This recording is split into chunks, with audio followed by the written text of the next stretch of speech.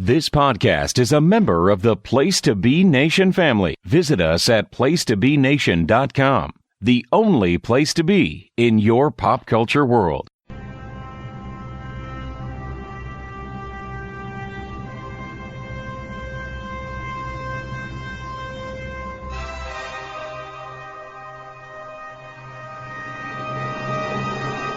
By popular demand, Place to Be Nation Wrestling returns to the Dirty South for Talk'n WCW, an episodic wrestler showcase designed to educate, evaluate, and entertain, with matches spanning the intimate stage of Techwood Studios to the heights of Space Mountain. Talk'n WCW presents the best, worst, and most surreal offerings from World Championship Wrestling. So cast your gaze to the Turnertron with hosts Jennifer Smith, Tim Capel, and Greg Phillips. Place to Be Nation. Hi, I'm Jennifer Smith. You're listening to Talk'n WCW. And, of course, I'm here with my co-host, the private party to my dark order, Tim Capel. How you doing, Tim? Yes, with vodka cranberry in hand. Pleased to be joining you tonight, post Wrestling Stories Wednesday. Your favorite day of the week. It is my favorite day of the week. Going head-to-head here, AEW and NXT. It's just like the good old days, which we're going to be talking about. Oh, well, love Wednesdays now. Yeah. Well, in effect, yeah. But always love talking WCW with you and talking WCW with our good friend,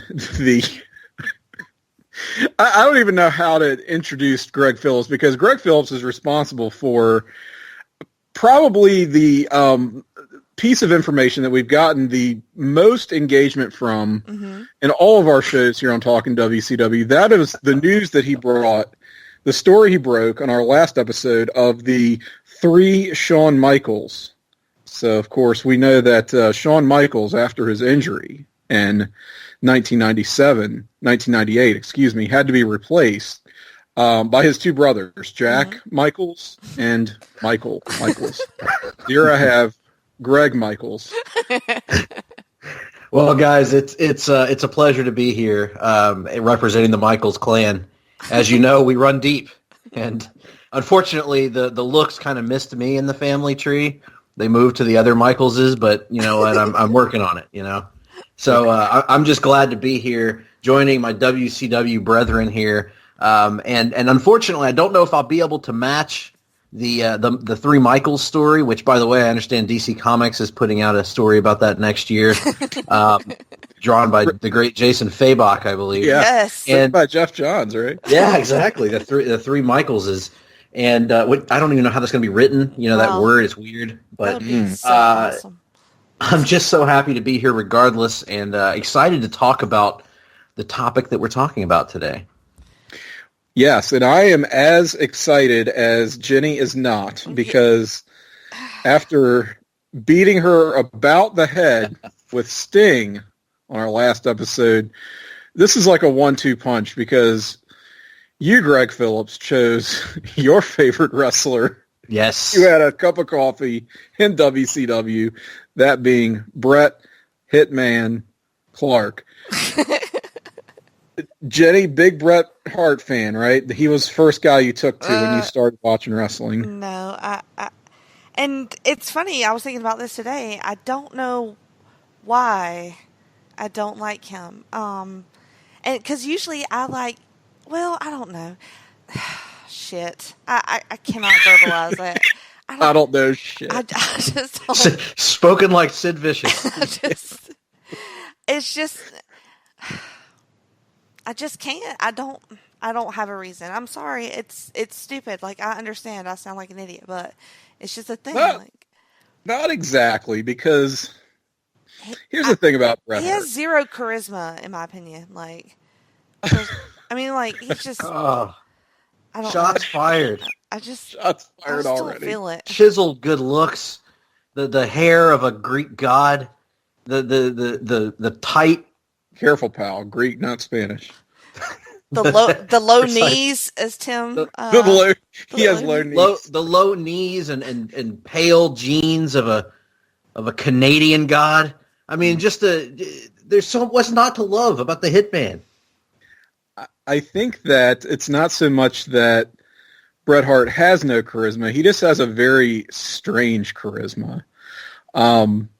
My take on him is, and I don't think you're totally out of line for not immediately gravitating towards Bret Hart, Jenny. Maybe it's a snobbery thing, like a It could be. snobbish air. Maybe. All I know is that when I got back into wrestling in 1997, I had pretty much missed Bret Hart's heyday. Like when he arrived in WCW, he was brought in as like this big deal, and I kind of got that.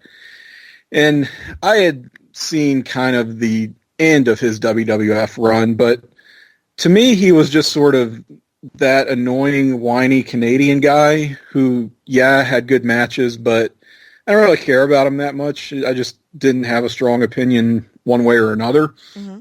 And so he comes into WCW with all this fanfare and then sort of doesn't really do anything for a while. And because I had missed like his glory years, really, just that whole stretch of the 90s, I was just like, I didn't get it for a while. And it took me a while to warm up to Bret Hart just as a worker and as a personality. Mm-hmm.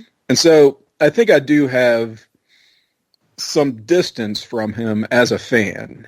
And where I'm at with him today is I'll always go out of my way to see his matches. I do think his body of work is spectacular. But Bret Hart is a ridiculous human being. He just, I don't know how else to put it, because he's this guy who, on the one hand, you go, oh, he's such a mark for himself. Bret Hart, he's just so full of himself. He's so serious. Mm-hmm. But you look at his life, and this is what he grew up in. He just didn't know anything but professional wrestling. I mean, that was the family business that he went into. Mm-hmm. And I don't know. He just, from all accounts, I've read his book. Great read. Seems like a very cerebral guy. Somebody who could have excelled at probably anything he set his mind to, but he went into the family business. And while it was financially rewarding for him, I don't know that it was necessarily professionally fulfilling, even though he really wanted it to be. Mm-hmm. And the fact that professional wrestling was not what he wanted it to be turned him into a somewhat jaded and unique individual, we'll put it that way. And I think that just kind of comes through, especially in this run we're going to be taking a look at, and in our match selection. He's just so very bizarre to me, and just funny in a way that is not intentional all the time. But I don't know. I don't know how to really articulate my feelings on Bret Hart either. I'm similar to you in that. It's hard. I mean, you said it way better than I did, but I know that I do like him, and I always want to watch his matches, and I get pretty sucked in, but just how I look at him as an entertainer is just sort of hard to put my finger on. Greg, can you help us disambiguate here? Yes, quite easily, in fact. Mm-hmm. So you'll tell us both we're wrong and idiots. That's fine. You're both wrong and idiots, and that's fine. Very good. So Bret Hart is my favorite wrestler of all. I talked last episode a lot about Sting and how Sting was my guy in WCW and my hero as a child, this larger-than-life superhero that was like seeing a comic book character come to life. And all this and all that was very true. All of that was true. He is my second favorite wrestler of all time. My favorite wrestler of all time since about 1991 has been Bret Hart. And why that is, I don't think I can 100% put my finger on it. As you guys put it, it is a little difficult to describe of your feelings on him, but I think it's one of those things where from the minute I saw him as a solo act, I liked the Hart Foundation tag team, but from the minute that I saw him in a singles match, the way that he wrestled it, something in my mind clicked and said, that's my guy. Like, that is the person that I want to succeed more than anything else. It was a combination of his size, the fact that he was smaller than most of the people in wrestling, smaller than most of the stars of that era that had become champions and things of that nature, his never say die attitude, the technical wrestling aspect, because I always loved the technical wrestlers. I loved the guys that would do these complex counter moves. And I remember his match with Mr. Perfect, the SummerSlam match, when he counters him from the ground into the sharpshooter. And that may have been the moment that really like made Bret my favorite wrestler, because I had never seen anything like it. It's like, wow, you don't see this on the WWF. This is like such a complex thing to do. And just the way that he would, all of his matches, his big matches, felt different to me. Like, no matter who he wrestled, it always told a story. And it was this, a lot of times it was this underdog story that was easy to relate to, of somebody that was like physically disadvantaged. And as a kid, you're getting picked on as a kid. Like, it was nice to see somebody that wasn't 300 pounds, that wasn't this giant who had to use his brain to beat people. He never was able to use his athleticism or his physical nature. It was always his brain. He had to outsmart his opponents. And I think I took to that too. And the way that Bret made me believe wrestling in a way that nobody else could. So for me, he was my guy a long time before the WCW thing happened. And he was my favorite wrestler, my friend's favorite wrestler. We were, heavily invested in his WWF run. And then, of course, that manifested itself in November 97 with the Screwjob, when we were just at our vitriolic height of anti-WWF, pro-Bret Hart fervor. And unfortunately, that petered out over the course of time as WCW failed to take advantage of what seemed like a can't-miss opportunity to take the hottest guy in the business at that time, and they kind of wasted him away. And to be fair, Bret did not do his best work in WCW. He never, for whatever reason, he never seemed. I don't believe, and he takes great offense when Eric Bischoff and others say that he was checked out in this WCW run, because, and when you watch his matches, he is clearly putting in effort. He's not half-assing it. He's not trying to bury anybody. He's not sandbagging people. But I think that it's hard to ignore that Bret Hart never really found his character in WCW. For whatever reason, his early run where he was a babyface kind of petered out, because he was kind of in mid-card, go-nowhere feuds with Kurt Hennig. And I guess that was really it, Flair and Kurt Hennig. And then he did nothing for months. And then he turned heel and kind of hung around with the NWO. And he was constantly flip-flopping of, well, is he going to turn back face? No, he's a heel. And it was real tough. And the other aspect is, even though Bret was an effective heel, he never became the kind of hot heel that he was in WWF at the end, right? The Canada and U.S. angle. Yeah. He never really regained that kind of heat.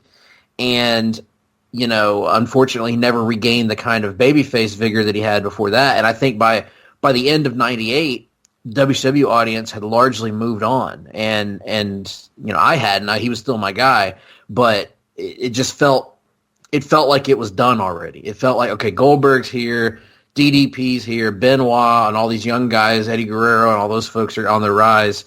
And so it was kind of like watching your hero get shuffled off to the side, and to use a term that's overutilized by wrestling fans, buried, brother, off to the side. And so I think for me, my love of Bret, which was really to do with his in-ring work and his character and the fact that he made me believe in what he was doing as a kid, that was always going to be there. But the WCW run is not looked fondly upon by fellow Bret Hart fans for many reasons. Although, as we'll discuss here, perhaps ring work wasn't the issue. Right, and that's something that I think hopefully we're going to demystify here on this show. But it sounds like you were basically the kid in the promo going, Bret! Dude, I wanted to be that kid so bad. I was so jealous. So, quick story. WWF Magazine, in like 1995, I want to say it was, 4 or 5, had an essay contest where you had to write an essay, and if whoever got the winning essay won Bret Hart's jacket from WrestleMania 10. Holy shit. So I, of course, being a young Bill Shakespeare over here, decided to sit down and I literally hand wrote an essay about why I deserved to get the Bret Hart jacket. I was Bret Hart's biggest fan. I deserved the jacket. I wrote this essay out, and I was convinced it was going to be my masterpiece, and I never sent it. Aw. You never sent it? Nope. What I happened? chickened out. I think I lost confidence in myself. I wrote it, and then I looked at it, and I was like, this is garbage. Even at 10, I was like, this is garbage. And so then you know what happened? Some lousy kid with a bowl cut in Des Moines probably won that jacket. Probably so. Instead in of an me. inferior essay. Absolutely. And here's the worst part. WWF never came to where we were when I was a kid. So I never got to see Bret Hart live when he was at his best. Do you know the only time I got to see Bret Hart live in my whole life? Uncensored 98. Oh, no. He didn't even do the glasses gimmick on that show, I don't think. Yeah, well, he had a third time was not the charm against Kurt Hennig on that show, as I recall. Yeah, it was. Man, it's a bunch of crap. And I thought, well, I'll have plenty of chances to see Bret Hart wrestle live. Nope. Nope. That's disappointing. Well, all you had to do with that essay contest, I'm sure, is impress Vic Venom. I mean, he had to be the guy judging him, right? He actually, he would have taken one look at my essay, and he would have said it was perfect. Perfect, bro. All right, so you got in on the ground floor with Bret Hart, and I think that goes a long way towards explaining your lifelong love for the guy. And me, with my sort of detached distance, I don't feel as negatively about his WCW run as most, although acknowledging that it is quite less than it could have been, did not live up to its potential. There are high points. There are, yeah. It has its moments. So, in any case, what I noticed here was that on CageMatch.net, great resource for looking up matches that I often use for these shows, Bret's entire WCW pay-per-view and TV output fits on one page for WCW. Oh, really? Yeah, it's a grand total of 66 matches. So we're going to take a look at all of those here tonight. Yes. This is We're a gonna, all-day-long Flynn podcast. From 4/1999 is a classic. Yeah, you know what? Actually, we're going to start with Bret Hart versus Van Hammer from the March 8th, 1999 Nitro. Yeah, your favorite, Greg. Oh, yeah, it's the heavy metal Van Hammer. Yeah, well, I don't know that he was in his heavy metal phase then so much as his hippie phase. He was, that's right. Yeah, headed towards well, this was, he had several phases, Yes, so. This was post-Flock Hammer. Post-Flock. Pre-Major Stash, I believe. Right, yeah. So, oh, man, do an episode on him. All the eras of Van Hammer. Another thing that I noticed and I find very funny and very WCW, you know how Eric Bischoff talks about one of the big reasons he hired Bret Hart was he needed somebody to serve as like the anchor centerpiece, big star, big work rate guy for their then upcoming second live weekly program, WCW Thunder, now available in its entirety on the WWE Network, by the way. Big reason he wanted Bret. He needs somebody he can really showcase on this new show. Well, how many episodes of Thunder do you think Bret Hart wrestled on in 1998? I'm going to go 10. 5. Wow. One of them was a match against Conan, so... Well, you know what? Bringing somebody in to headline a show and then not putting them on that show is controversial, and controversy creates cash. I suppose so maybe Eric was the one outsmarting us. Eric outsmarted us on that one, yeah. or he worked himself. He worked himself into a shoot that came around back to work, I think. Yeah, he's one of those jabroni Hulkamaniacs that don't know how to work when they work a work and work themselves into a shoot, brother. That's exactly right. All right, so I got pretty into this one, I'm not going to lie. Just doing the homework, the research, so to speak. I watched a lot of matches and found myself, kind of similar to you, Greg, genuinely, surprisingly enjoying them. That said, I hope you will concede that you will agree that Bret Hart is a ridiculous human being. Outside of his ring work, there's some great promos too in WCW, and I hope we can sort of weave in and out some of this very unusual material. So looking forward to it. By the way, I was very disappointed to remember that there was never an El Dandy match. No, there sure wasn't. Nor a match How did against... they not put that on Thunder? Come on. I have no idea. Nor was there a match against Hypnosis. No. Oh. Who are you to doubt El Dandy matches? Andy. He's a jam-up guy. He's a jam-up guy.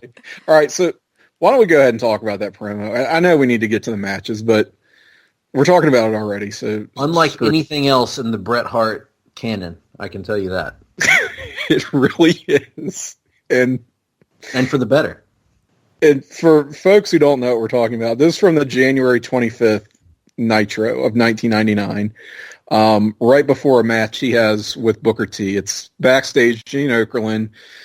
And basically, I guess Gene is kind of grilling him on who should your, top contenders be for the United States Championship, which Bret held at the time.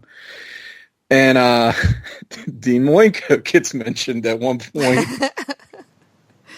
Bret completely dismisses him, and says that he wants to give the title shot to El Dandy because he's been watching him. He's a great guy. He's a jam-up guy. Been really impressed with his matches and thinks he's a hell of a worker. So he wants to give the nod to El Dandy, which Gene is not having any of. He wrestles in our cruiserweight division. El Dandy's a cruiserweight.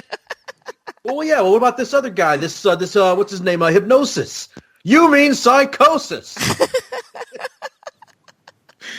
It's this goes on and it should have ended funny. like so many times, Yeah, and it just keeps really going. Good. When they get to the groin pulling, I got a groin pull the likes of which. And so Bret talks about this in his book, and he actually says that, number one, I did have a groin pull. It was very bad, and it was caused in a match with Dean Malenko where he dropped me on the top turnbuckle. He was kind of sloppy about it, and I knew right away I was hurt. Dean did not check on me afterwards, as is protocol, and so he lost a lot of professional respect for Dean Malenko after this. And this goes a long way towards explaining why he's kind of burying Malenko in the promo. And he also says that he was legitimately very impressed with El Dandy, who I guess has this really stellar reputation in Mexico. He looks like Nacho Libre, does he not? He does. He very much does. And that's how most people who are only familiar with him from WCW probably know him. He's the guy who looks like Nacho Libre, who is in like the multi-man lucha matches. He's the one without the mask.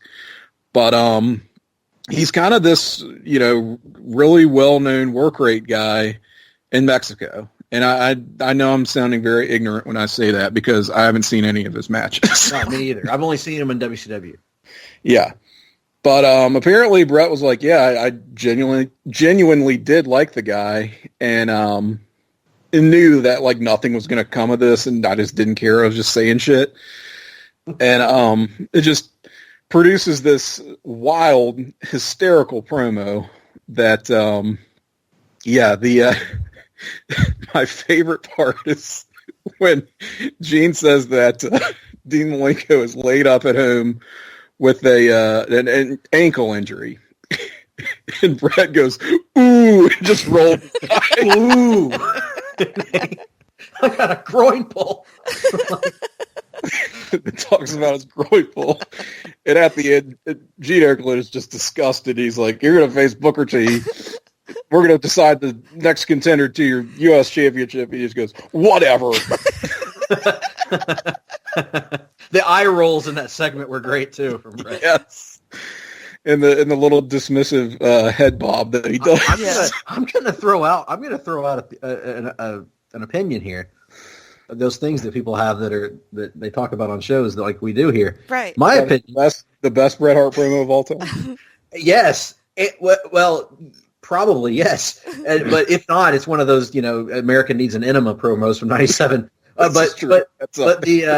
the other thing is we did not get enough of I don't give a fuck Bret Hart from early '99. We needed more of Bret Hart, who is just there to collect a paycheck and is willing to pretty much put that across in promos.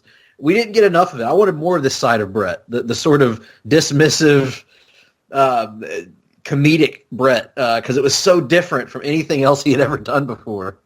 It is, and that's part of what fuels, I think, the thinking that he's so checked out now, he's just here to collect a paycheck, and maybe it's life imitating art imitating life. I don't know, but like you, Greg, I don't know that I buy into the idea that he truly was checked out. I think he was trying, but in a situation where he really lacked a lot of agency in terms of his character, his direction, had no real clout in this organization. And was stuck in a political landmine that was WCW at the time, not unlike what he had just seemingly escaped from with Shawn Michaels, and he goes into the realm of the Hogans and the Nashes and the Halls and the treacherous waters, if you will, backstage. And so it was it was kind of no man's land at that time if you didn't have a team, so to speak. Yeah, and I think he could have been more of a politician and probably could have done better for himself if he was. I almost think maybe that's what Bischoff's expectation was, because it's what he was used to from these big money, big ego guys. But I don't think Bret, if he ever had that in him, he certainly did not have that in him in 1998, where he's sort of been through the ringer, and this is where he's spending the end of his career effectively. And he's not going to deal with a lot of bullshit. I think he didn't ask for a lot, but expected that he would receive a certain kind of treatment and be on a main event level doing Bret Hart-ish things as opposed to the character that they turned him into. Which what we should remind people, we're about to talk about a match in which Bret Hart will enter to the New World Order theme song, but important to note here, Bret Hart never actually joined the New World Order until the end of 1999. So throughout 98, you would often see NWO promos featuring Hollywood Hogan and a collection of approximately 35 individuals in the ring, while Bret Hart would be off in the back corner of the ring, sitting on the turnbuckle, smiling. Yes. And occasionally, Hogan would talk about the NWO. He goes, we got all the NWO guys in here, dude. And you look over to the corner, and there's the Hitman, brah. Uh-huh. And he's not a part of the NWO, but he's always got our back, dude. And he's always wearing a leather jacket with no shirt as well. Yes. And the reflective sunglasses instead of the pink sunglasses. Right. And he just had that smirk on his face. Like, here I am. I still exist. The Bret Hart smirk. Yep.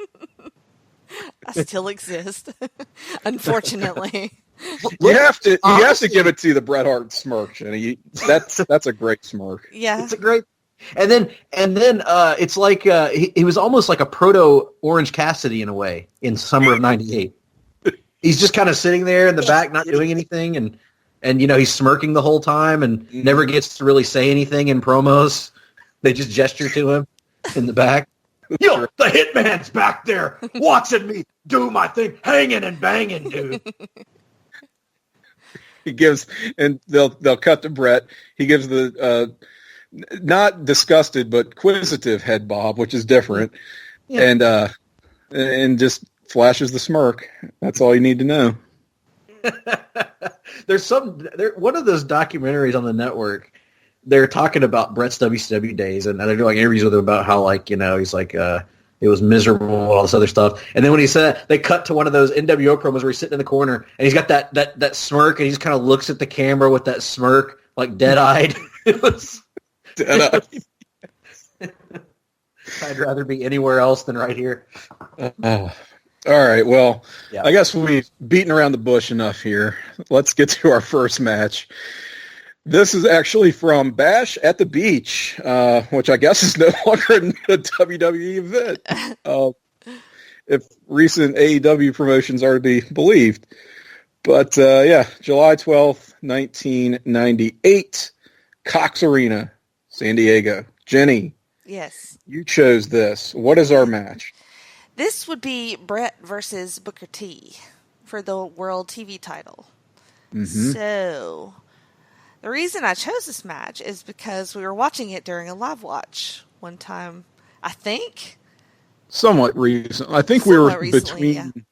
Yeah, we were about to watch something and just had this on as like a pregame sort of situation. Yeah, and I was like, hey, I have to pick a Bret Hart match. And so I watched this one and, didn't hate it. I have to pick a Bret Hart. I have to pick one of these matches. And look, here's one of these matches. So I just considered my research done for me at that point.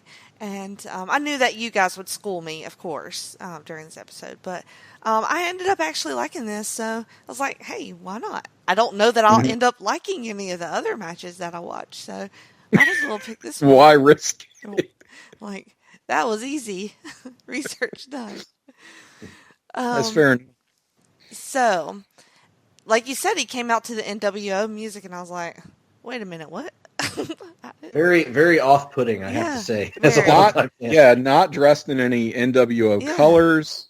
And as I recall, the way they explained the turn was that Bret Hart actually hates Hollywood Hogan, and he doesn't want anyone to beat Hollywood Hogan for the World Heavyweight Championship except Bret Hart. So in order for that to happen, Hollywood Hogan has to, number one, hold the World Heavyweight Championship. Which they were already off to a bad start on that by this point. Yes. So, right. Initially, we have Bret Hart helping Hogan regain the title so that he can then, at a yet-to-be-determined date, beat him for the title. But until then, he's going to hang out with him and I guess help him keep it. Well, he failed in that regard because just a few days before this, Goldberg crushed Hogan and took the title. So I don't know. What are we doing? WCW, everybody. It's just one of those things. He's still palling around with Hogan. So, yeah. Well, he found out that he actually did like Hollywood Hogan. He enjoyed... He thought at one time that he might like hanging, but he certainly wouldn't like banging. But he found out that he liked hanging and banging. And so he was able to join the inner circle in a way at that time. Can't blame him. I mean, I've said many times over that I'm absolutely for sale. If I was a WCW wrestler in 1998, I definitely would have joined NWO Hollywood. Oh, 100%. You'd be a fool not to. Come on. You got to hang out with Conan, and you got no buffers. You got Kevin Nash. Okay, he could be pretty cool. Hang out with, larger than life personality, and you got Lex Luger. Okay, Conan. Let's try to offset these guys with Nash and Sting when he's around. It's just, and you're not making the kind of money you could be. What a nightmare. How can you join the Wolfpack? What do you have, integrity or something? Yeah, and as far as WCW goes, who gives a crap about tradition? I'm going to hang out with Ernest Miller and now let me take that back. That would actually be a positive for them. I'd have to hang out with Glacier or Jerry Flynn and Jim Neidhart and people like that. Or you could join NWO Hollywood and hang out with Dennis Rodman. Yeah. Eric Bischoff and Hogan and Scott Hall and Vincent, for God's sake, and Bryan Adams. Yep. Scott Flash Norton. Buff Bagwell. Big Papa Pump. Horace Hogan, maybe not so much. Man. The Disciple. Look, I'm in it for the money. Yeah, the money is the most important thing. The money and Big Papa Pump's freaks. My God. Yeah. I mean, you understand, Scott Steiner was just working his way to becoming the Big Papa Pump that we would all know and love. So he was putting in a lot of work in those days. A lot of work. Oh, he was pressing switches on bitches, which I can't even say with a straight. Oh Lord! And he was apparently getting his advanced math degree as well at that time. Totally. All right, I'm sorry, Jenny. Continue, please. No, it's okay.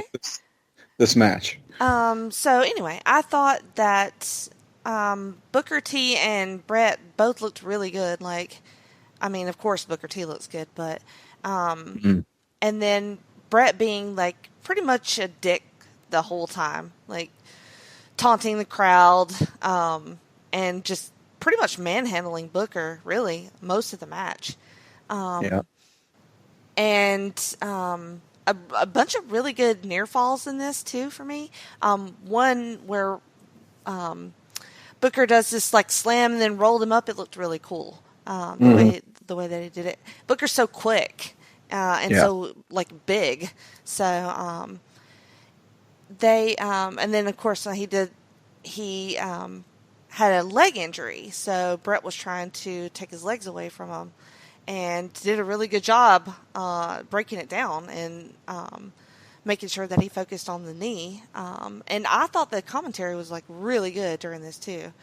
They really like fleshed out the story for me and kept me like going in the match. And then I think Bret just like says, "All right, well, fuck this. Like, I'm done with this match," and gets the chair and starts beating on Booker and gets disqualified. And then he continues to beat on Booker and then does that sick-ass looking figure 4 around the post thing. Yes. Oh, my Jesus. Yes. I was like, and he would not let go. He was going to have Booker's leg and, like, tear it off. I was like, Jesus Christ, Bret. And it's so, he does all this, but it's all, like, very coldly done. Like, I don't feel like any emotion from him. It's all just like, I mean, he's trying, like he's doing everything, but it all looks like he doesn't really care one way or the other. Like, he's very detached. Cold-blooded. Yeah. Yes. Yeah. And that, I would argue that was a strength of Bret, because he was the same way in '97 when he went on his vicious heel run, and he beat up Rocky Maivia, who would become Dwayne Johnson later on. And he put him in the ring post figure 4. It was the same way. It was that like detached, like just cold. You want to boo me? I'll give you something to boo. And he took his leg home with him. It was beautiful. And that's kind of that sort of cold assassin heel is the kind of heel that Bret could be when he was on. And I thought this was a good example of that. Y'all know I gravitate towards the heels, so that was another thing that I can't really put my finger on with him. Like he's a good heel, like I can see that, but like, why don't I like that? I don't know. Like, usually that would be something that I would enjoy, like especially the way he hit him with that fucking chair at the end. It was brutal, but I don't know. I think it's just because I do feel that coldness from him, and so I'm just like, you don't care if I like you, so why am I going to like you? I don't know. So weird. Go ahead, Tim. Sorry. Part of the issue with WCW Bret Hart, which I make that distinction between WCW Bret Hart and WWF Bret Hart, is that the type of heel that he was in WCW was a type of character that he always professed he did not want to portray. He didn't want to be the guy who just cheated for the sake of cheating, that it wasn't part of whatever the storyline or the character arc was, that he's just a cheap shot artist that does whatever it takes to win, or doesn't even particularly care whether he wins or loses. He'll take a DQ. He's just a cheating bastard. He never wanted to play that kind of character. And yet that's exactly what they have him doing, especially later in 1998. And I don't know, it kind of appeals to me because I can see where he's coming from, but I also think he's very good at it. So you can't say he didn't commit to what he was doing. But I can see that not being to all tastes. And again, I understand why it was important to him that as a character, he didn't want to devolve into that sort of, kind of one-dimensional type of worker. The Miz, right? Well, yeah, in a way. But, just that kind of bullshit heel that you don't really know what they're about. They're not really about anything. They just cheat, and their matches are frustrating because they always end in DQs or some kind of, like, they're always just getting over in some way. And, I mean, like I said, he was good at it, so kind of like, I'm into it looking back, but I know at the time it was... And maybe this is similar to your experience, Jenny, seeing a lot of these matches for the first time. You're like, God damn, is there anything that's going to get me really emotionally invested here to see this guy either get his comeuppance or really make me feel some kind of actual anger or... Right, yeah, it's just something, Yeah. Good or bad. Yeah.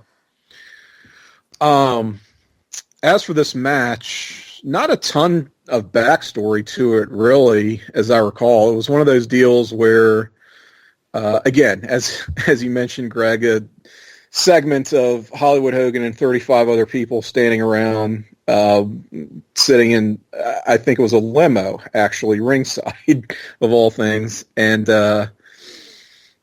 Bret is with them, of course, and they're watching some matches on Thunder. And they're watching the deciding match in the Best of 7 series between Chris Benoit and Booker T. And Bret is trying to recruit Chris Benoit for the NWO Black and White. Again, Bret is not a member of NWO Hollywood. However, he does come out to their music, hang out with them, and recruit for them. Make of that what you will. So... he cost Booker T this title, almost cost him the series because he wants Benoit to join. Benoit ultimately does not join. Kind of more on that later, but this caused some issues between Bret and Booker, and we get this match here. And I've always really enjoyed this match, too. For something that is under 10 minutes, they really do go all out here. And... I also thought that the commentary was pretty impressive. Bobby, he has a great moment where he's describing how it feels to get driven back first into the ring post. Yes. And how it just feels like a hot spike between your shoulder blades and all of your extremities go numb. And that actually went a long way towards helping to cover for this sort of botchy-looking spot that happens a few minutes later. Booker goes for this. He would do this kind of twisting sunset. The O'Connor roll, I believe they called it. Yeah. Yes, thank you. And he doesn't really get all of it. And Bobby or Tony or somebody jumps in and like, oh, yep, that's that back acting up. And you're like, oh, I can kind of. This was by far Bobby's best performance of the 3 matches that we watched, I thought. Yeah. Yeah, more on that too. Yeah. But yeah, I mean, it's really impressive and competitive for this sub 10-minute match. They would go on to have other matches. Again, we mentioned that January 25th Nitro with the El Dandy promo, which you can find on the network, by the way, helpfully labeled Bret Hart addresses El Dandy. I was thinking, going through some of these Nitros, and like, who is this poor person who has to go in there and name all of these segments? Just like millions of segments.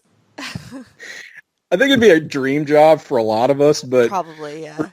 I almost think it's somebody who doesn't even really like wrestling. All right. It says here, we got your letter of recommendation from the IRS, and this is pretty impressive, Philip.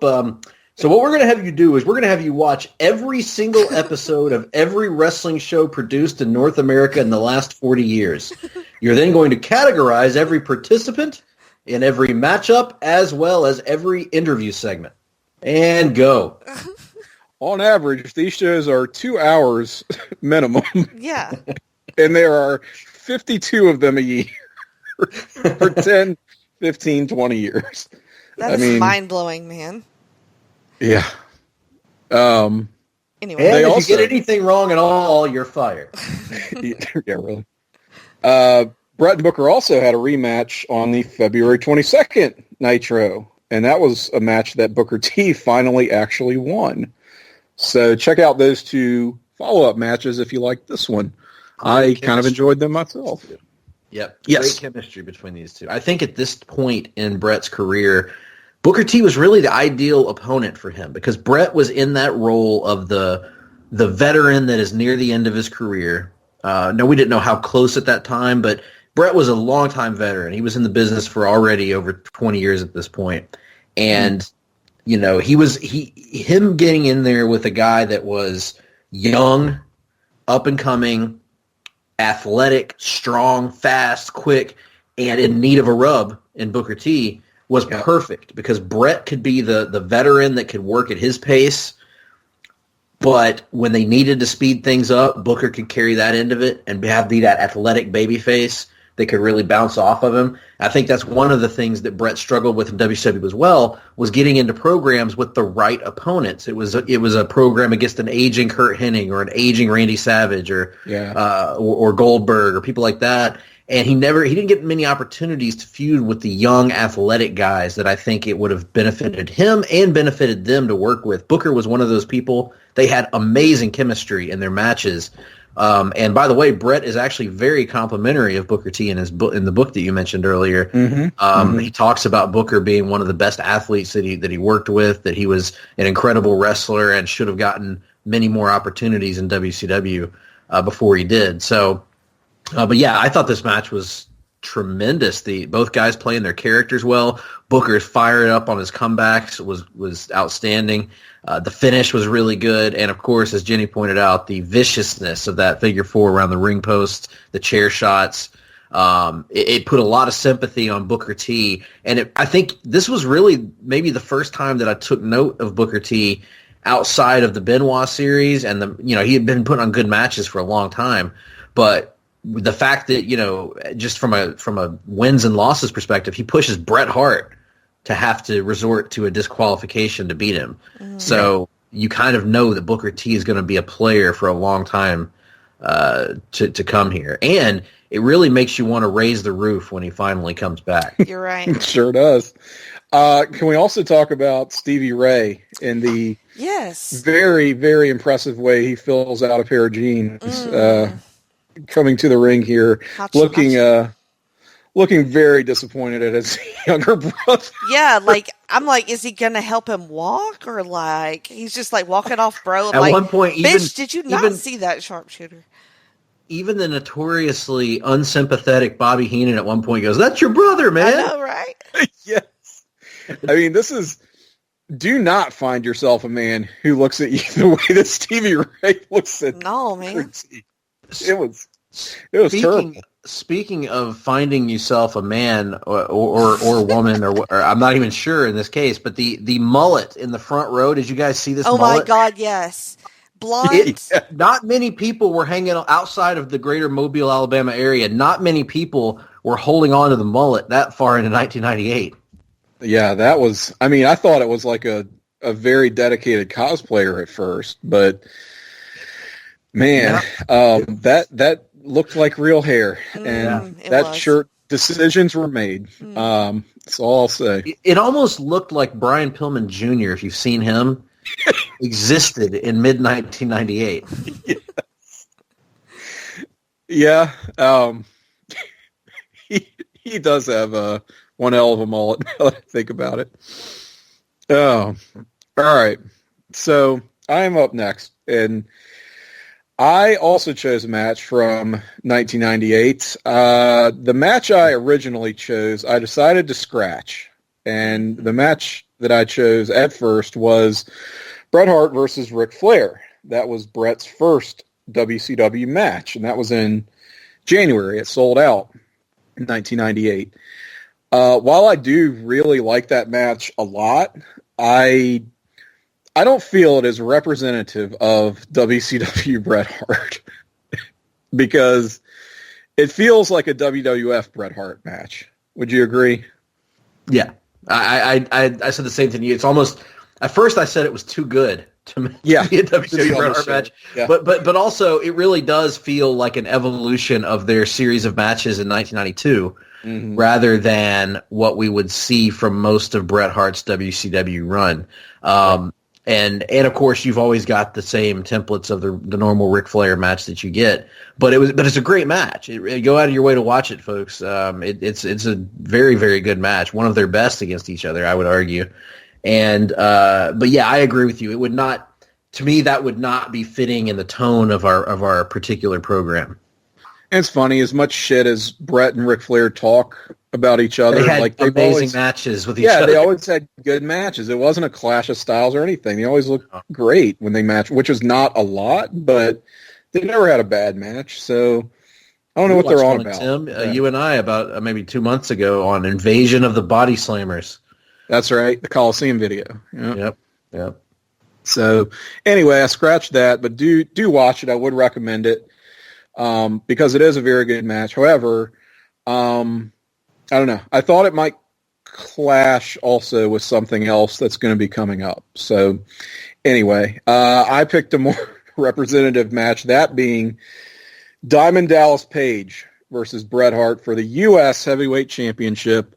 This was on Nitro, the October 26, 1998 Nitro from the American West Arena, Phoenix, Arizona. This was the night after Halloween Havoc, you guys. So pretty big night for DDP. And I say that because earlier on this same show, they replayed the World Heavyweight Championship match that DDP had with Goldberg from Halloween Havoc. They did this on Nitro because the show reportedly ran long and satellites cut out, so a lot of people who purchased that pay-per-view did not get to see the match. Can't say that applied to me, but it certainly was a thing, so I guess they did the right thing there. So you get to see that DDP match, which is a very excellent, probably Goldberg's best match up to that point. And then in the main event of this Nitro Live, DDP is taking on Bret Hart. So, yeah, for the DDP fan that I was, pretty good night for me, I have to say. And these two have had kind of a storied rivalry throughout 1998. Their first matchup was for the vacant U.S. Heavyweight Championship. That was on the July 20th Nitro. Wasn't much of a match because Bret jumped DDP backstage. So it was a pretty much a formality that Bret won and won the title there.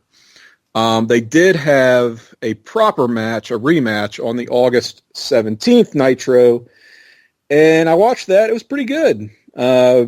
Bret actually retained because DDP got DQ'd. Bret Hart planted brass knuckles on DDP, which were discovered by Nick Patrick. So kind of a creative finish there. I don't know. Little Eddie Guerrero, right? Kind of Eddie Guerrero. And in fact, I was going to mention, Bret would do that Eddie Guerrero thing of knocking a guy out with a foreign object, then pulling the guy on top of him and acting like, they hit him or they had the advantage. He would kick out and then put on the sharpshooter or something. So he was kind of doing the lie, cheat, steal thing before Eddie Guerrero and as an actual heel. So that was something I had totally forgotten and discovered in doing this kind of marathon WCW Bret Hart match watch. So anyway, we've got a pretty big opportunity here for DDP. Long-ass intro by Michael Buffer. Oh, my God. He's so extra. Both of you guys were suffering through. But as for the match, I think he's still talking, Tim. I think that in that arena, Michael Buffer is still making the introduction to this damn match. It's kind of like how WrestleMania 32 is still happening. Michael Buffer is still introducing. Wrestling fans, Yes, that's us. You have gathered here tonight. We have to witness two competitors. Yes, indeed. They are too. Compete in the ring. Yep, they're about to. The United States Heavyweight Championship of the world. Now, wrestling fans. 4 hours later. And now, about to make his way to the ring, but not yet. Oh, Lord. You know, I think also that Michael Buffer almost lets out a Bret Hitman Clark, but catches himself. I think so. He starts to say like the CL, but then ends with the art. So Hart. yeah. When did he do the Hitman Clark? I remember that happening, but I don't remember which episode of Nitro. Yeah, I'm trying to remember. I think it was on a pay-per-view actually. So yeah, we'll have to figure that out. I don't think it was just one time he did it. I think it happened a couple times. Clark, he's the master of the dull shooter I'm sorry, the sharp shooter submission.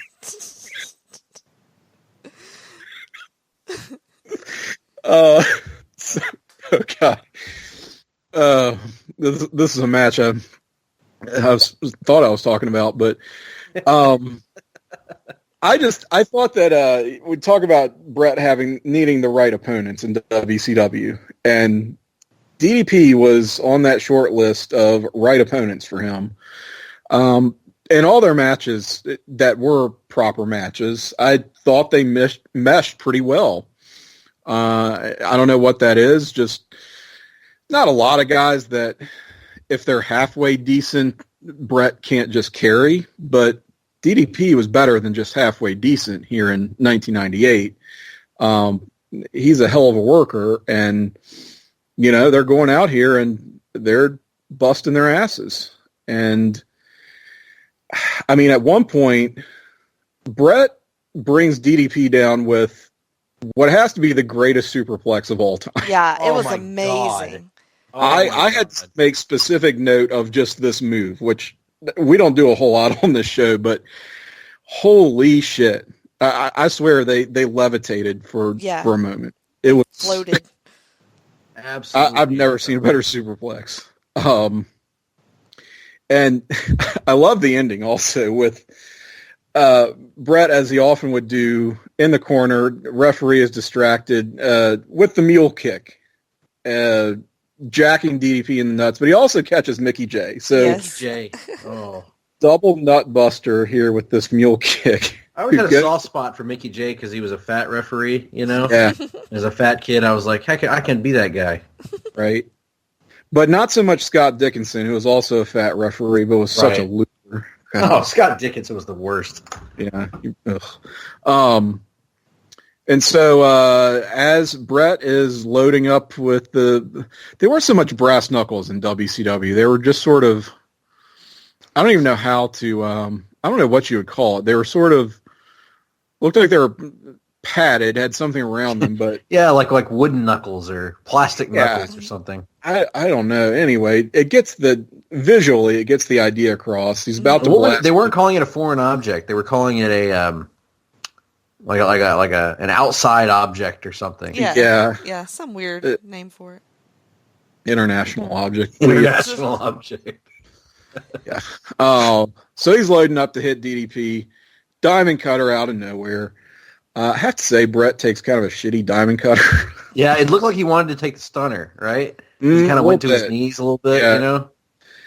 And that's something that you saw a lot, actually, in it's sort of DDP's heyday. It's just guys not really knowing how to take this move, which is nuts because the diamond cutter has turned into like the new super kick of just everybody uses it. I mean, you saw, just imagine if Ricochet had done that, the sell that he did a couple weeks ago of that RKO to the diamond cutter in 98. Lord. Yes. People would have been jumping through the ceiling. I will say I do love a good creative sell of the diamond cutter, but this was just sort of awkward. But anyway, DDP gets the big win here.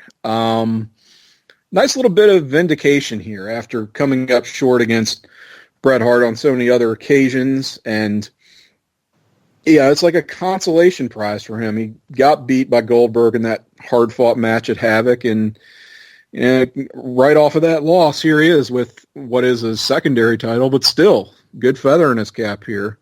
However, after the match, Bret goes berserk with the chair. Yes. We get some pretty brutal-looking chair shots, so yeah. that had to do something for you, Jenny, right? Yeah, it did, actually. I'm like, how about ECW Bret? Because, I mean, he could swing a chair. He did have one ECW match. Oh, really? Well, I'll get to it eventually. Kind of. I don't know if that was technically an ECW show. It was a Terry Funk retirement show. Yeah. Oh, my God. But it was an ECW branded event, I think. So, be on the lookout for that, Jenny. Okay, I will in the next 3 to 5 years when we get to that. Very good. And also, he locks on the sharpshooter after doing a number on DDP's lower body. And what happens while DDP is locked in this sharpshooter? Well, DDP experiences incredible power while he's in the sharpshooter. Some guys, like Booker T's selling of that ring post figure 4 was really good. Mm-hmm. It seemed like he was in agony. I believed that man, and believed he was very much legit injured. This is very performative. You charitable call it. Look, I love DDP, but he goes from. Can I even do it? It was like if anybody out there has ever seen The Simpsons, whenever Ned Flanders gets kicked in the nuts, he goes from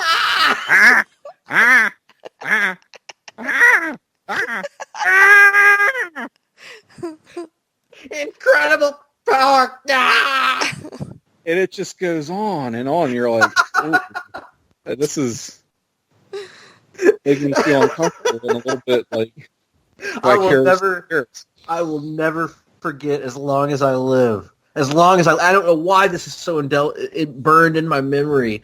The next day at lunch, in high school, everybody would gather and we'd talk about Monday Night Wrestling from the night before. And the first thing, one of my friend Maurice sits down and he goes, "Man, who knew DDP was such a bitch?"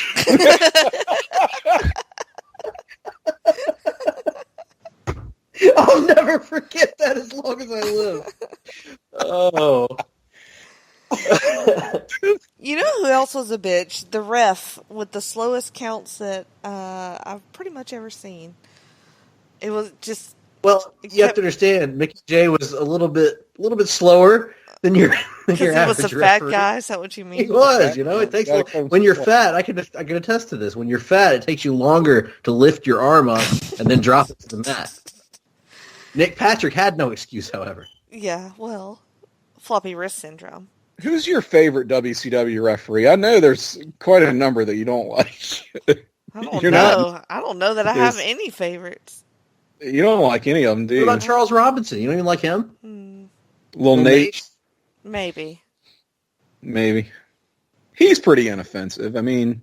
Mark Curtis? Oh, yeah. I don't know if we've seen a lot of Mark Curtis so far. But, another, something else that had to be hanging pretty heavy on Bret Hart during his crappy late 90s, early 2000s existence, the death of his favorite referee. So, that sucked. It's poor Bret. But yeah, I had to pick this match really just for that post-match sequence because it's quintessential WCW Bret Hart. I mean, I do like the match for what it is, but without that ending, I don't think I would have picked this. I like how Bobby says, "Nail Buffer while you're down there." Yes. Yeah, no, it's quite interesting that you picked this match because I was hoping you would, because I love that finish so much. Like the ending of that show, it's such an indelible moment because of that high school memory that it's tied to. And but yeah, it was a good match. They had good chemistry. I agree with what you were saying there. I thought they always had solid matches when they were against each other, and I'm not sure why they meshed as well as they did, but they really did mesh well. And so I'm glad you picked this one, Tim, because it's kind of an undersold rivalry if you look back on it. Not a lot of people talk about it, but I thought it kept both guys afloat late in '98 when they were, they could have easily been, pushed to the side. It gave them something to do a little bit. So yes. Very, very enjoyable stuff there all around, really, in this matchup. And the only thing that I would say that I wasn't a fan of, and this will kind of rear itself a little bit more, is I felt like even though Bobby had a couple good lines, it was clear that Bobby was starting to wear out. Yeah. I thought because I don't really think that the story of the match was helped any by Bobby constantly saying that DDP should have gone for the diamond cutter there. Yeah. Right. He does this thing which was, I kind of liked it at first, where he's like, "Oh, I'll sell DDP a move." At first it was like cute. Right, that DDP could have gone for the diamond cutter when he does like a swinging neck breaker or something, which he oftentimes did. And for a small sum of money, I could have pointed that out to him, and he just kind of keeps hammering that point, and it seems like he's just not really paying attention to the match. Yeah, and then it comes to a point where he says it enough that then as a viewer you start to think, well, why doesn't DDP just go for the diamond cutter? And Mike and Tony are having to constantly try to cover for that and say, well, he hasn't worn him down enough yet. But it's like at a certain point, drop it. Because it was actually distracting me from the match at times where I was like, okay, Bobby, it was funny the first time, but, let it go. Call the match. And I'm pretty sure at the beginning of the match, he does go for the diamond cutter, and Bret ducks right out of it. If not this match, it was that one that they had in August, just a couple months before. So, I mean, there is some psychology there that they are working that goes unacknowledged. So, yeah, when you're actively detracting from the match in that way, then that's not good commentary. Jenny. Yes. Did you have anything to add here? No, I think we covered it all. Excellent. I liked it a lot. Maybe a tad more than the Booker match, but yeah, I liked it. Yeah. Well, this will lead to the main event of World War III. Now, this, guys, was the 95, 96, 97, the fourth World War III. God damn, how's the world still around? Of WCW, yes. This was the fourth and, yes, the last World War III. The main event of that show was not the 60-man Battle Royal. It was a match for the U.S. Heavyweight Championship. It was a rematch between DDP and Bret. So I almost chose that match. Bold move, Cotton. Yeah. I thought this made for a better discussion than that match, but I actually ordered that. I ordered that pay-per-view. My parents ordered it for me, and I recorded. I still have the VHS tape somewhere in my collection of this that I taped that show that night, and a very, very unremarkable and unmemorable pay-per-view. Yeah, all around, as those shows often were. With apologies to Nate Milton, who attended at least the first one, he said. Or no, the first one. Because he mentioned Randy Savage winning. All right. So we have another match from October. So a year later, although we should mention, in the intervening year, no one chose this match, but we should point out that Bret Hart had a match against Will Sasso of Mad TV in 1999. That was in February, I believe, and that's because he was feuding with Will Sasso from a skit that got out of hand on Mad TV. Did you guys see this skit? Were you Mad TV fans at the time? To answer the questions in order, yes and no. Okay. I watched Mad TV when it first came out, and I was a fan of it like the first season, and then I kind of stopped watching it. But then when I heard Bret Hart was going to be on there, I was like, oh, I have to watch this. And so I did watch that and that episode of Mad TV, and indeed the angle was that the segment got out of hand, and Bret put Will Sasso or shoot attacked Will Sasso. Yes, he hit him with a chair. Hit him with a chair, and it took things too far. And so Sasso showed up to Nitro to confront Bret and say, "What's the deal here?" And it all spiraled from there and escalated. And honestly, it felt so. It was one of the moments when, as a fan, I started to realize that WCW was fading, and because it's like if they had crossed over with SNL at that point, okay, sure. But they're going to Mad TV, the discount SNL, and it's like, He also put Deborah Wilson in a hammerlock on that episode of Mad TV. Yeah. Who rips her wig off and freaks out. It's part of the skit. Anyway, so they had a match on the February 15th, 1999 Nitro. Bret and Will Sasso did. Somewhat unique celebrity usage there, for certain. Before we get into our last match that we're going to be looking at in the WCW career of Bret Hart, we need to take a break, some time out for some promotional announcements. So stay with us, get some refreshments, and some relief. We will be back talking WCW Bret Hart.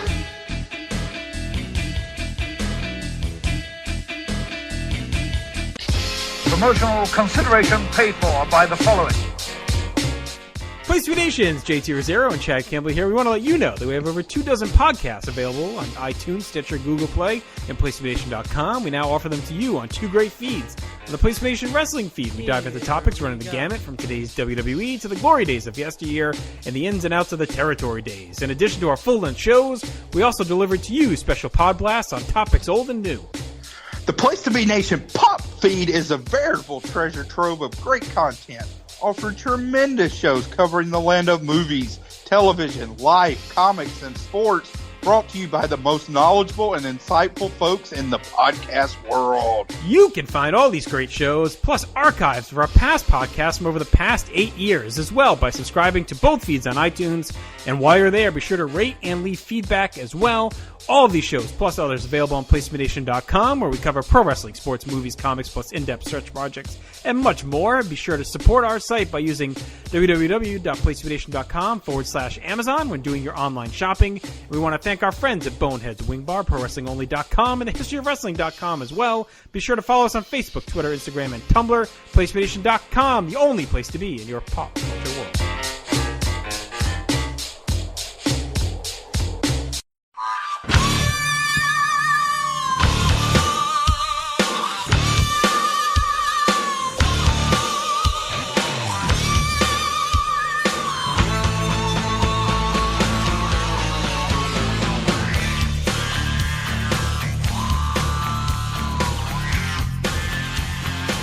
Place to Be Nation Wrestling. You are listening to Talk'n WCW. I am Tim Capel with Jennifer Smith, with Greg Phillips. We are talking WCW Bret Hart. And before we take a look at our last match, our last selection of the evening, we are going to tell you about some of the great content you can find across our two most excellent feeds. And first up, on Place to Be Nation Pop, that is our sister feed, we have the Hard Traveling Fanboys. That is the longest running weekly episodic comic podcast in all Place to Be Nation. That is with my co-host Greg Phillips and his lifelong friend, heterosexual life mate, Nick Duke. In addition, we have DC4U. DC4U. That is an in-depth look at the world of DC Comics, hosted by Russell Sellers and Todd Weber. Also, the Marvel Age podcast, which I am one quarter of, with Todd Weber, with Russell Sellers, and with Nick Duke, going through the great history of Marvel Comics. Check out Laugh-In Theater. That is a live watch comedy movie podcast hosted by Andy Atherton and a guest of his choosing. Also, the Brother Sister Rewatch podcast with siblings Kevin and Mary, reliving the classic sitcom The Office episode by episode. Check out The Great Debate, another Andy Atherton special, leading a panel through a series of arguments on topics far and wide. Don't miss the Glenn Butler Podcast Hour Spectacular, bringing you deep thoughts from the minds of Glenn Butler and his family and friends, most notably his brother, Scott Butler. We have This Week in the NFL. Cowboy and D'Amato taking you through recaps and previews of each week of the NFL season. Along similar lines, the NBA team, Adam Murray and Andrew Reich, covering the world of hoops from coast to coast. Year in Pop. That is a deep dive into pop culture year by year, hosted by Andy Atherton, Scott Criscolo, Dr. G, and D'Amato. Diamond Conversations. Host Chad B. bringing in guests from in and around the baseball world for in-depth conversations. Also, music-based podcast, Sunday Groove. Music lovers far and wide, that is hosted by David Sunday. PTBN E-Ticket, a theme park-focused podcast led by Jason Sherman, easy for me to say. And Looking Forward, Looking Back, pop culture, hosted by Andy Atherton, and its sister show, Looking Forward, Looking Back, Sports, special sports exclusive edition with the Cowboy, each looking ahead to upcoming seasons and events, as well as looks back at recently finished ones. Plus, special topical podcasts, and pod blasts like Pop Goes to the Movies, Pop Goes the Classics, and Pop Goes to the Couch. And on this live read, Pop Goes Off the Rails quite frequently. That should be a new which show. So far has not happened, shockingly enough, despite our best and worst efforts. Now, we have the Place to Be Nation wrestling feed where you're hearing this show. Jenny is going to tell you about the stable of other podcasts on Place to Be Nation Wrestling. Settle in, because it's a lot. The Place to Be podcast, the mothership of PTBN, where co-host JT and Scott take you chronologically through the history of WWE. Yeah, I just did an episode of that show, so you should listen to that. It was pretty fun. I'm hearing great things about it. PTBN Main Event with host Scott, Nate Milton, and Steve Willie, breaking down all the current events in the world of wrestling. Wrestling Warzone, a podcast retrospective, reliving the iconic Monday Night Wars, brought to you by JT and Chad Campbell. Row 1, Seat 1, an interesting look inside the world of small-town wrestling and beyond, with host Ben Zanny, welcoming in a variety of guests each week. Talk'n WCW, that's us. Yeah, that's all that needs to be said. We're a monthly show. That. You're right. The Extreme Three-Way Dance takes you back on a trek through the land of extreme with JT, John D'Amato, and me. Body Pressure Luck is the brand new wrestling game show hosted by JT and Jordan Duncan. With This Ring, in which husband and wife Ryan and Cindy Everett discuss specific matches and their respective fandoms. You Don't Know Billy Jack, where Drew Wardlaw and his friend Jordan watch and discuss some of the greatest pro wrestling matches of all time through the eyes of a non-wrestling fan in search of a universal connection in pro wrestling storytelling. Aren't we all, buddy?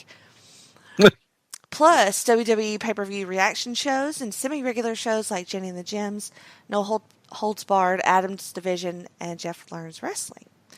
Don't forget to check out PlaceToBeNation.com each and every day. We have new voices and fresh takes, bringing you articles on topics in the worlds of wrestling, sports, and pop culture, including the SmackDown on Fox Report, This Week in WWE, Polly's Perspective, Jason's DVD Deep Dive, and Ben's Unpopular Opinion. But don't forget about veteran columns. Like every Wednesday, we've got the most interesting and unexpectedly funny stories on the World Wide Web in Glenn's Weekly Walk.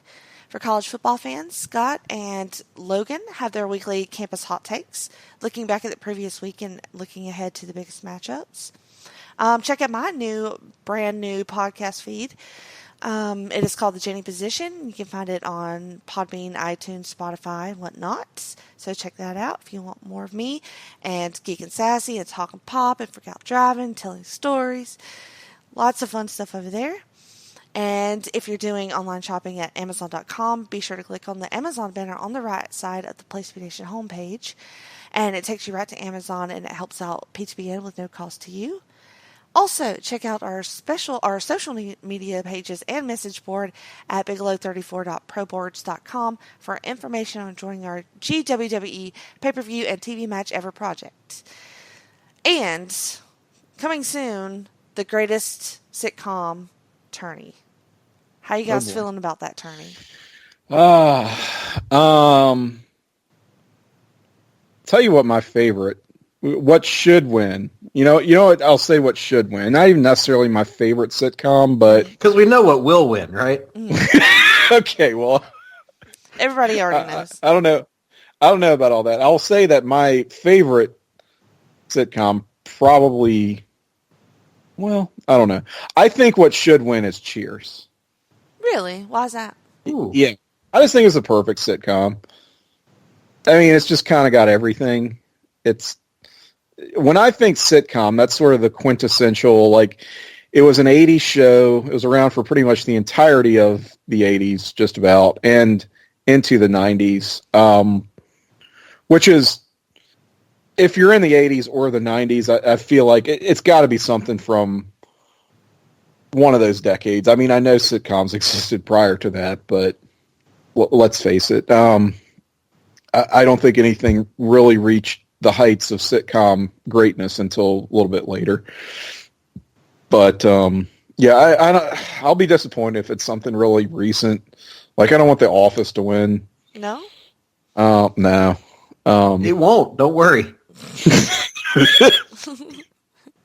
What do you want to win, Greg?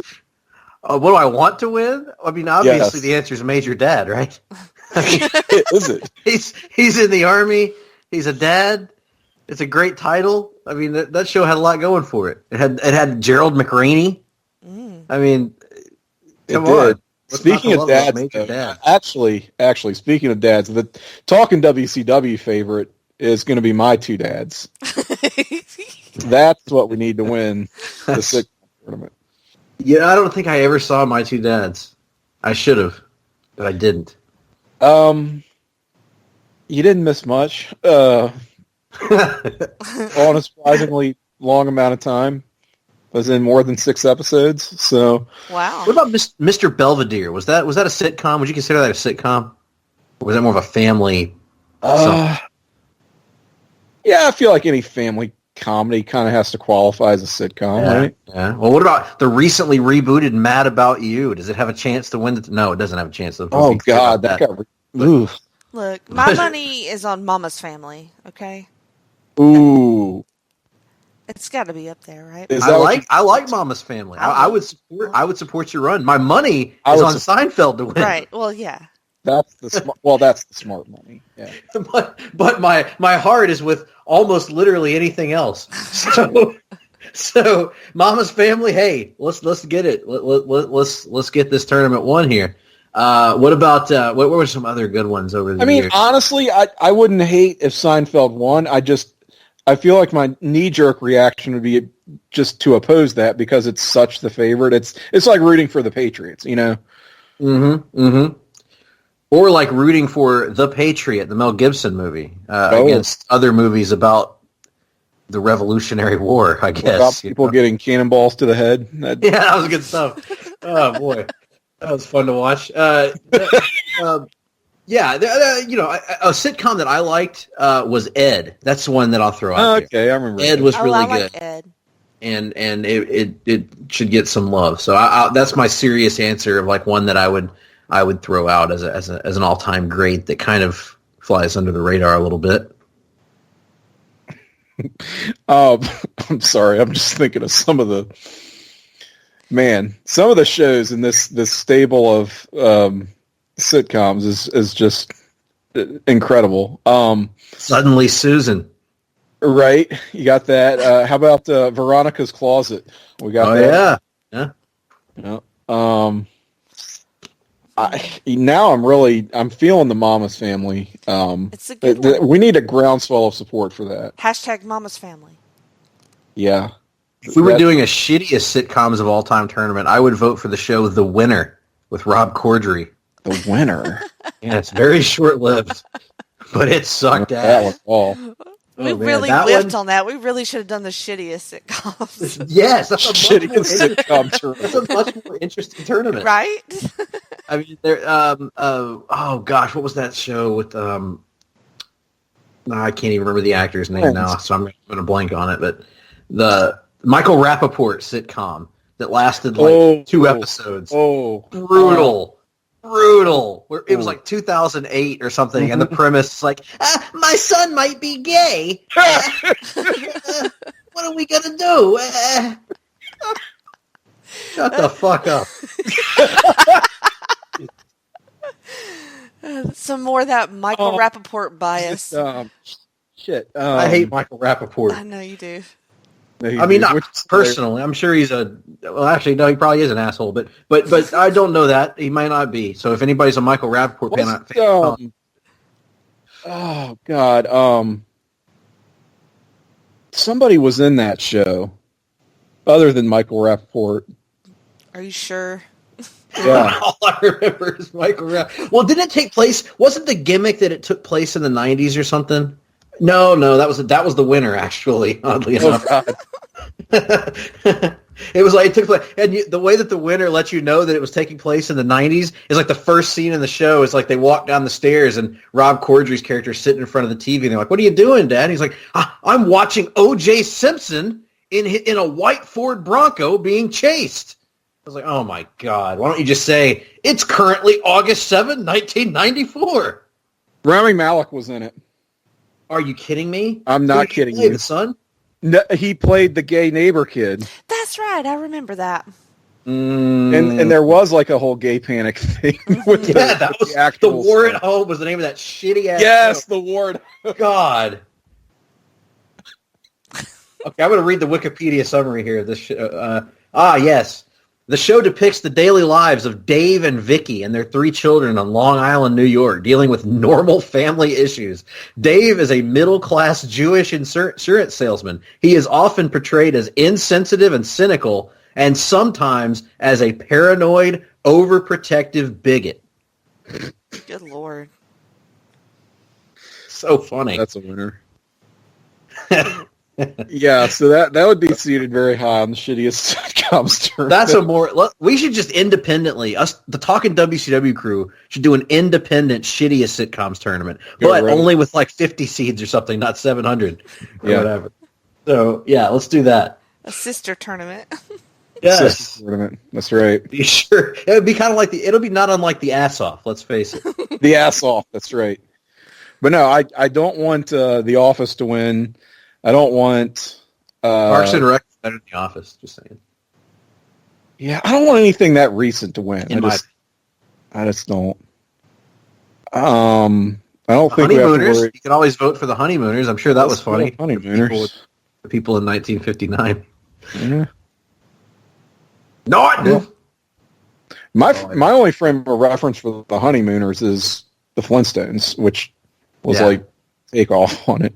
Right. Well, I watched the God forgive me. I watched the remake of the Honeymooners that had Cedric the Entertainer in it. Oh God. How was that? I didn't even know that existed. It wasn't great. It wasn't great. I'll say that. All right. So Mama's Family is going to win. We're going to make that happen.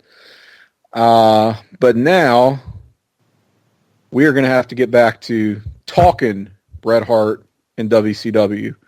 And as Mama Harper would probably say, Bret, why did you make DDP squeal like a bitch?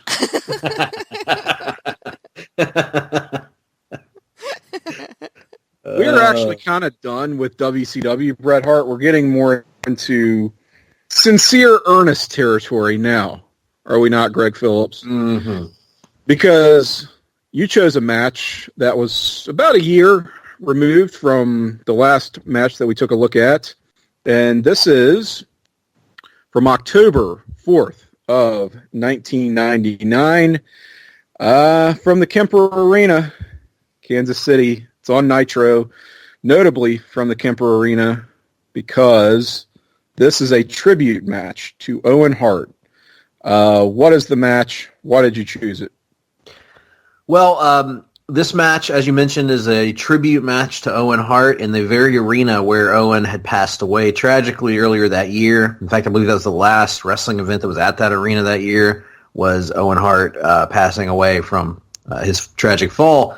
The match is Bret Hart versus his hand-picked opponent, Chris Benoit, and Harley Race is the special guest ring announcer, which for those that know the history in Kansas City, Harley Race, that was his territory. He's the king of Kansas City and St. Louis for that matter. And it was chosen by me because I think it's Bret's best WCW match. I think it is the one WCW match he had, other than perhaps the Flair match. It sold out. The one WCW match from Bret that I think that he's genuinely proud of more than any other, and I think it's also the one that is most indicative of Bret from the WWF. It does not feel, to your point a minute ago, like it's a WCW Bret Hart match. This is the Bret Hart that you would have seen in 1994 or 1995 for one night, going out there with a guy that he trusted, that he loved, that he had helped, at least played a small hand in developing and had watched from afar for so long. A guy that he knew he could have a great match with, which is something that Bret has talked openly about, the disappointment that he didn't get to have what he would consider to be great matches in WCW. He wasn't given the time. He wasn't given the attention. And this was a chance. They got however much time they wanted to go out and to wrestle a match and tell a story that would honor Bret's brother, Owen. And Chris Benoit, as pointed out brilliantly on commentary by Mike Tenay, is really, at this point in time, a mirror image of Owen Hart in a lot of ways in terms of their development, their journey through the business. It's a very sentimental match, and I think I picked this one because of the quality of the match and also because of the emotions and the memories of this match. It was a big deal for me at the time, being a fan of the Hart family and all that, and Benoit was my guy as well at that time. An opinion that doesn't age well, but at the time, he was my favorite young wrestler, so to speak, and Bret was my favorite wrestler, period. So to see them get to go at it and get however much time they needed to tell their story, which was odd and unusual in that era, was really cool. And so I remembered this match being great. I've watched it many, many times. Been a long time, but it was on Bret Hart's first DVD. He handpicked all those matches, and this was the only WCW match that Bret actually picked out for his first DVD, if I remember correctly. And it's one he was very proud of. It's one that Benoit was very proud of. And I think it's one that can stand almost in a outside of the continuity of WCW. If you just took this and put it in a vacuum, it stands alongside maybe not the very best of Bret Hart's matches and maybe not the very best of Chris Benoit's matches, maybe just a notch below those. Certainly it's a great match, in my opinion anyway. And so that's why I picked it. Yes, and this is the first Chris Benoit appearance in a match we've had on this show. I think. Yeah. We didn't do any of the war games he was in. We don't have like a anti-Benoit rule on this show or anything. We're just not that precious about this stuff. But I will say, and I will acknowledge that it is difficult to talk about Chris Benoit, and it can be difficult to watch many of his matches. And I think I don't know, maybe I'm trying to rationalize this in my own head, but you mentioned Benoit was like one of your guys back then, and he was far and away my guy, period, specifically in the year 1999, which I think was far and away just his best year. He had really peaked, I think, in terms of his ring work, and had not gone down to the injury that he would just a couple years later, which would require neck fusion surgery. He comes back from that, and seeing some of those post-neck surgery matches, you think, well, he hasn't really lost a step, but comparing it to something from like 99, you really do notice the difference. He is so much more fluid pre-injury, moves around a lot better, more explosive.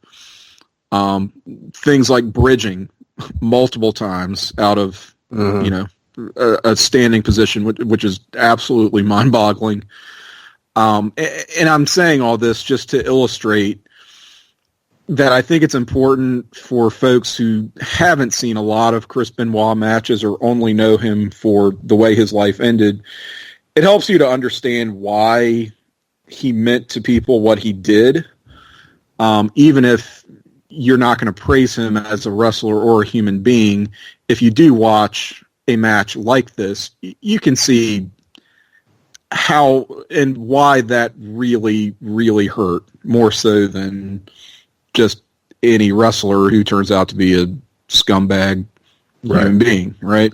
Yeah, it's incredible circumstance, and this is really off the scope of our show, so I won't go into it too much. But just it is a circumstance that is unlike anything else, really, to me in wrestling history, and it's utterly fascinating and utterly depressing, and the only event I can honestly say in my life that nearly caught, and to put it in context of how much Chris Benoit meant to people or meant to, a fan of his or whatever, that event almost caused me to stop watching wrestling, and that's, for me, the only time in my life that I've really ever come close to stopping entirely watching wrestling. And it was because I felt it was just one of those things that made you feel like disgusted, like, what am I doing? Like, what is this? Like unclean. Because you realize my vision of what I had, what I thought was real, what I thought was true, what I thought was legitimate was bullshit. And it's like, it's just something that, quite frankly, I think a lot of people still struggle with to this day, with trying to sort of, I don't want to say rationalize what happened, but trying to, in their mind, rationalize what became of Chris Benoit individually. And so, and weirdly enough, Tim, I had this weird experience in this match. Usually when I watch Benoit matches now, it's hard for me to divorce everything that happened, even if I enjoy the match. But this almost felt like a completely different person to me when I watched this match versus the Chris Benoit of 2004, 2005, 2006, the guy that went on the world title run, at WrestleMania. Yeah. That Chris Benoit, when I see him, it's almost impossible for me not to picture, that weekend. And in this case, watching this match, because I haven't watched a lot of WCW Benoit matches in a long time, it was different from that. I was able to divorce myself from that a little bit and kind of just appreciate the art of the match, if that makes sense. And but yeah, you're totally right. It's a complicated situation. I understand 100% if people don't want to watch his matches, but I also agree with you that it does give you the context of why this mattered, what more so than a lot of other tragedies that have happened in wrestling, why this was such a big deal, why this shook a lot of people, and sadly, why there is still so much debate and discourse and conspiracy theories about all that crap, because I think people are so tied into this version of Chris Benoit that they remember being the best wrestler in the world at one time. And it is shitty, because at the end of the day, what you're saying is, how can someone who is such a good wrestler be such a horrible human being? And exactly, when the one has nothing to do with the other. 100%. It's just you're stuck in your own feelings about it and sort of your own nostalgia, which can be very poisonous.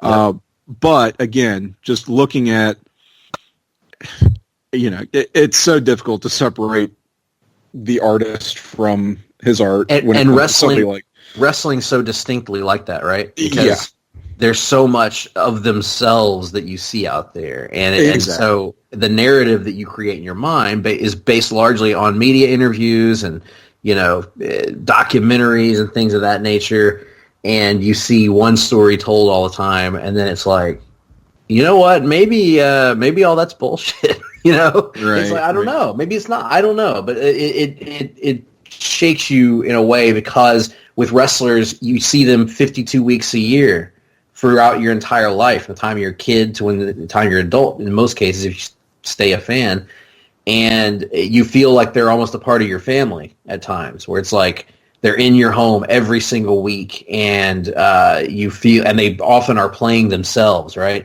Chris Benoit was Chris Benoit. Yep. Bret Hart was Bret Hart.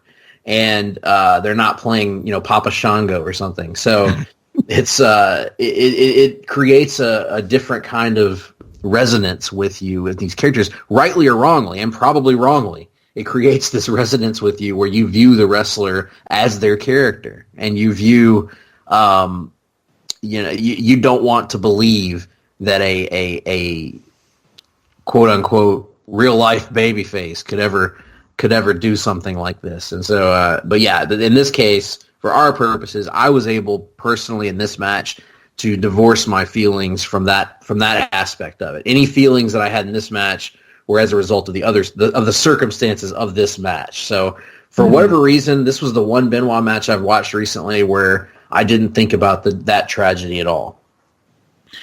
And it does very much take place in a vacuum, and I think that helps. There's no surrounding storyline here. It's totally just a tribute match. It's an exhibition match, not really for any stakes. As you said, could happen in really any promotion. And, I mean, it does matter that the participants had a personal relationship with Owen Hart, but again, you can say that for a lot of guys. So you don't necessarily look at it as, oh, this is a Chris Benoit match. Right. It's a tribute match. It featured Chris Benoit, who was an excellent wrestler in 1999. I'll tell you, the way that Chris Benoit's life ended, I already had a tenuous relationship with wrestling in 2007, and that incident completely changed my relationship going forward and to this day with professional wrestling. I don't watch it the same way as I used to. So watching this particular match, I wasn't thinking about how great Chris Benoit was and how sad it was what happened. I was thinking more, it put me more back in the frame of mind and thinking like the person that I was in 1999.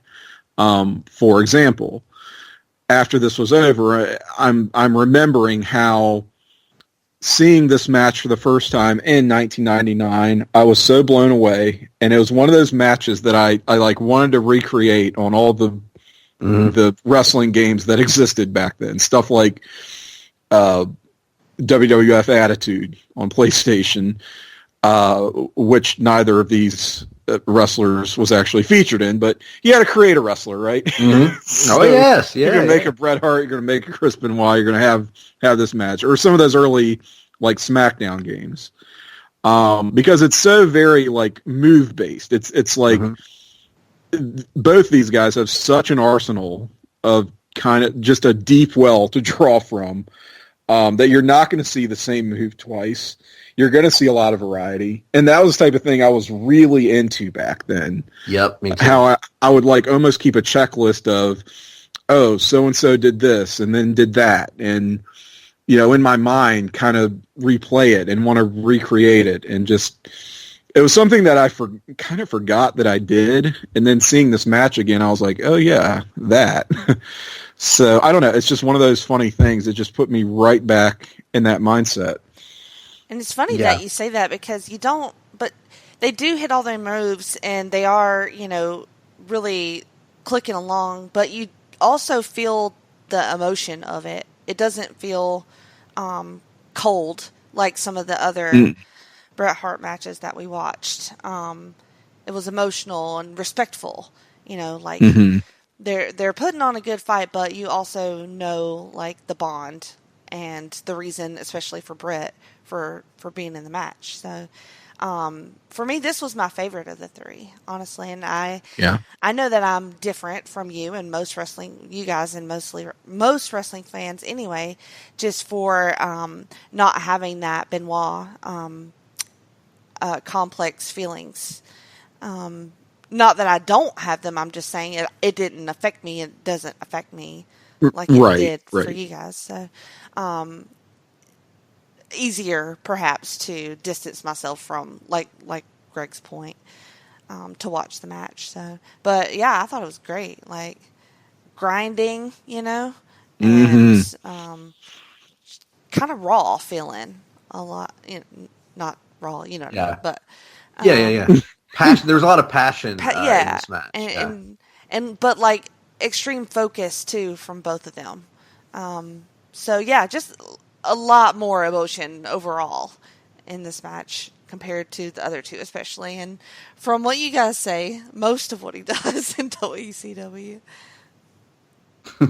Yeah, it's very different. Like you say, when I talked about that, this is a match that Bret loves, and the one match that I think he's really proud of from this run. That's kind of what I mean, because this felt like the Bret Hart that I fell in love with in 1991, 92, 93, and so on, where that passion came through. And at times it starts out as a very respectful technical exhibition, and then both guys start to want to win the match. Right. And so they start throwing forearms and kicks and punches, and Bret even cheats once with a boot to the throat, and they keep just dropping bombs on each other. And one of the things that I appreciated on this match on a rewatch, and you brought this point up sort of, Tim, just a moment ago, the lack of repetition.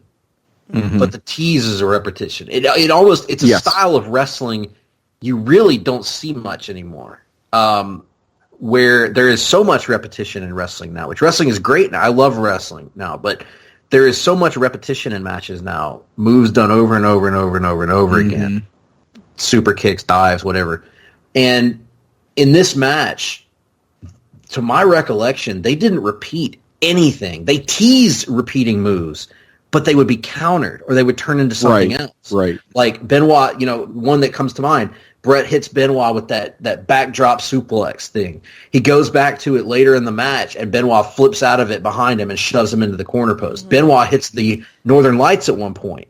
Tries it again later on in the match. Bret counters it out to a DDT, I believe, if I remember correctly, or no, something like that. No, he pounds him in the back. He just pounds him in the back and puts him to the mat. Then there's a point where Bret is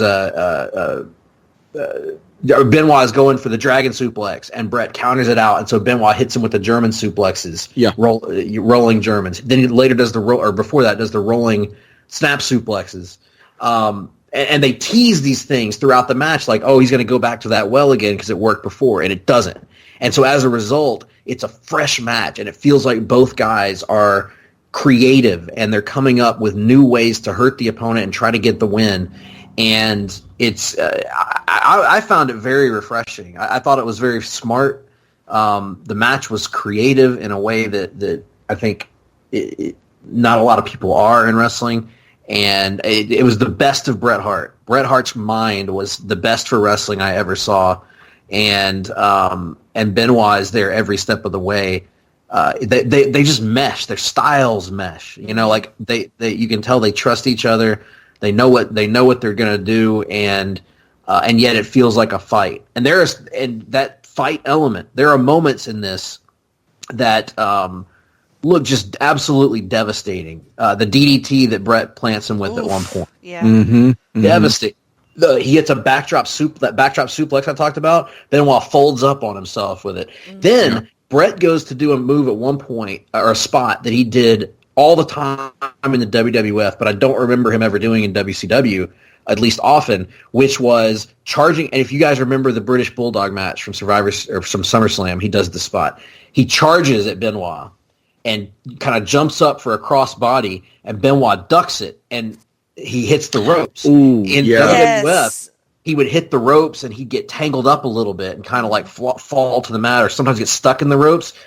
WCW has cables instead of ropes, and it's almost like Bret forgot that for a moment. Because when he does this, he hits these cables at about as fast a speed as he can, and it looks like Bret just legit knocks himself out. Yeah, for a he moment. got his bell wrong. I mean, Yeah, he just that ricocheted was off. gross. And the hard hitting nature, the physicality, the chain wrestling, the to your point, Tim, if I want to recreate the moves, I wanted my friends to like help me recreate the crippler crossface countered into the sharpshooter for so long. That was a really sweet visual. I loved it, man. It was so good. And then the emotion of right when the match ends and you see Bret put his hand over his eyes for that minute. For like, not even a minute, but like maybe like a 5 seconds right after the match, he puts his hands over his eyes and then he gets up and does the post match and all that. It's a great moment. It's still a great moment. And I pretty much just loved everything about this match except Bobby's commentary. Yeah, I was going to say the same thing. I mean, I love Bobby. Don't get me wrong. I do too. Bobby's the best, but he was past it at this point, and I thought Tony and Iron Mike were doing a hell of a job adding emotion to this match, clarifying what they were doing with the moves, and then here's Bobby still trying to get over his shtick, which was I remember doing that at the time. I was upset about this because this was not the place for it. Yeah, he was tone deaf, totally. Not reading the room at all. And Tony and Mike, instead of getting on his case about it, they're trying to kind of move along and progress the match. And I can't say enough about the job those two guys did. But yeah, Bobby was really grating on me watching this one. Yeah, it got obnoxious for sure. Tone deaf is exactly the way to put it. I mean, and he would have his moments in big matches where he would step out of his shtick, where he's, it feels like he's doing his routine basically. Well, we saw it earlier in that Booker T match. He's really great in the Hogan Goldberg match too. Yes, but here he's just like, it's like he's just watching any other match, and it's just not really appropriate for the kind of showcase that this was. So yeah, I kind of, and that's not something I noticed at the time either. It was really just on this rewatch where I was like, God, Bobby really sucks here. Yeah.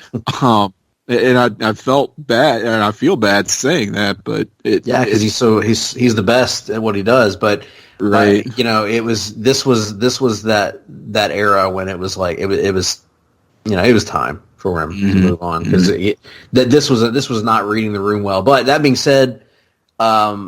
Amazing match. One of my favorites that we've done on the show to this point. Admittedly, I'm biased on that. It's got a sentimental value for me, and I'm glad I picked it. I am too, and I realized that you're right. This is a type of match we really don't see anymore. It's something that it's extremely physical, and that does add to the emotion. The longer it goes on, you can see just the wear and tear on both of them. Which, I mean, that's really not acting, because it's a long match. This is like 27 minutes. They're throwing everything at each other. And I've sort of joked in the past or leaned into the gimmick that I'm somebody who's kind of a mark for the finisher spamming style of match that's somewhat commonplace now. And it's not so much that. In fact, this match here is actually an example of my favorite style of professional wrestling match, where it's two guys just totally emptying the tank, and it's not so much finisher spamming as that you might get some finishers in there at some point, but it's just everything you can possibly imagine, and leaves you kind of almost as exhausted and emotionally drained as the competitors.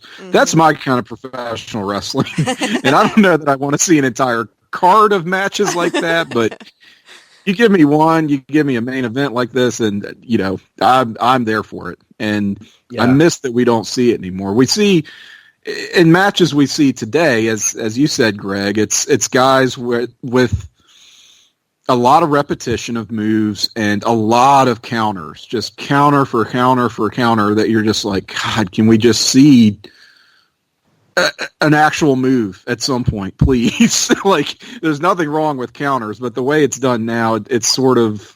Well, yeah, and counters counters feel like things that you can build to over a series of matches.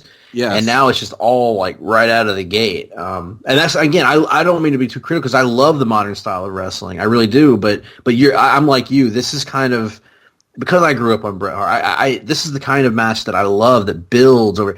The closest kind of stylistic comparison to this would be like, I know you don't watch a ton of New Japan, but Okada, one of the reasons that I've taken to Okada in the last couple of years is his matches are like that to me, where they feel like physical. You can feel the exhaustion in the matches, like the sweat just flying off of each other when they're fighting, and the matches build to something throughout the course of the match, where it feels like you're escalating to a point where there's going to be no return from it, and that's kind of what we get here with this match, and we see that, certainly there are matches that, one that stands out in my mind as being like that was the Gargano and Andrade NXT title match from whenever that was, like, I don't know, 2 years ago or whatever.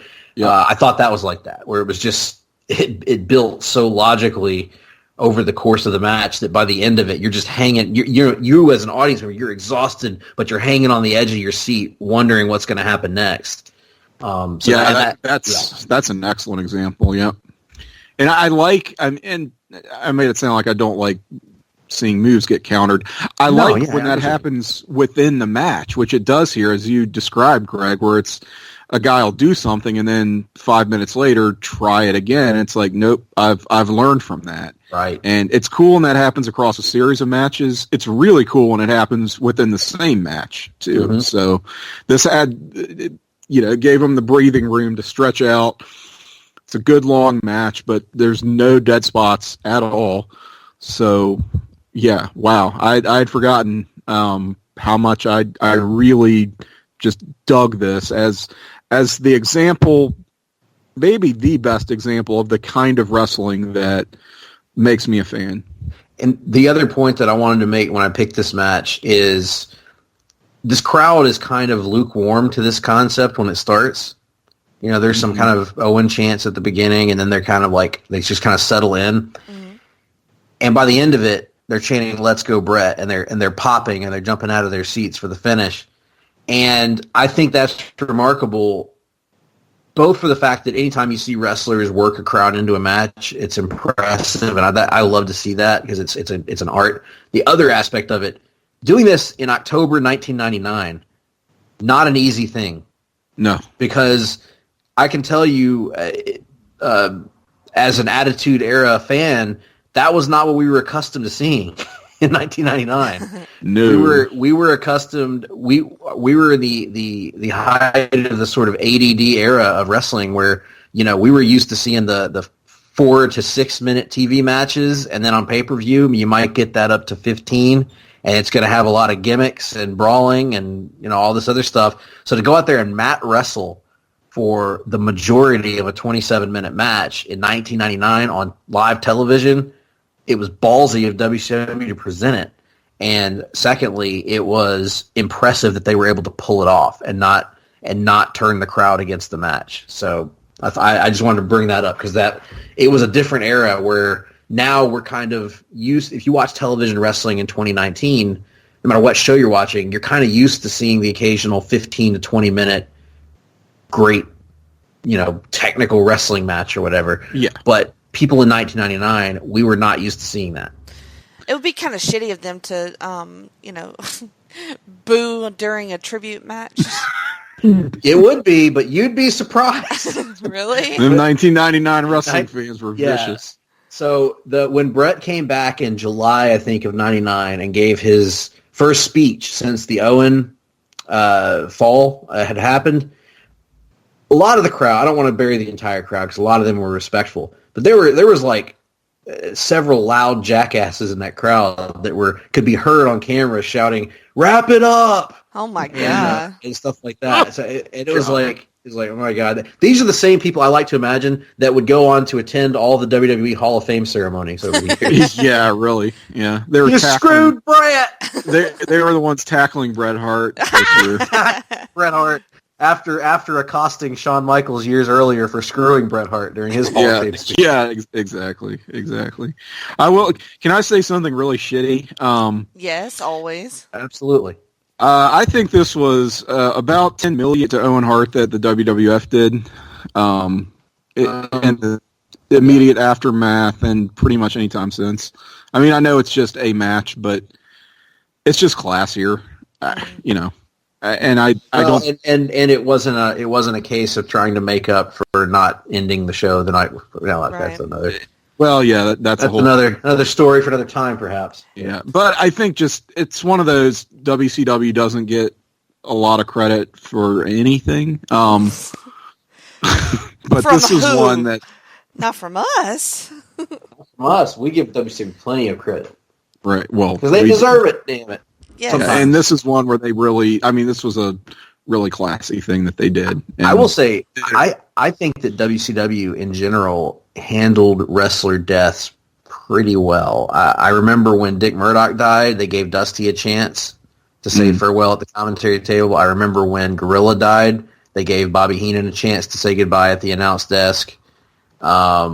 Which maybe that could have been handled a little bit better, but I thought they handled it really well. And so I always thought, for all the crap that they got, I thought that WCW in general, not always, handled these things fairly well. I know the Louis Piccoli thing they get buried for, but I think that was Larry Zbyszko kind of going into business for himself. Yeah, probably. But yeah, this was a case of a very classy notion.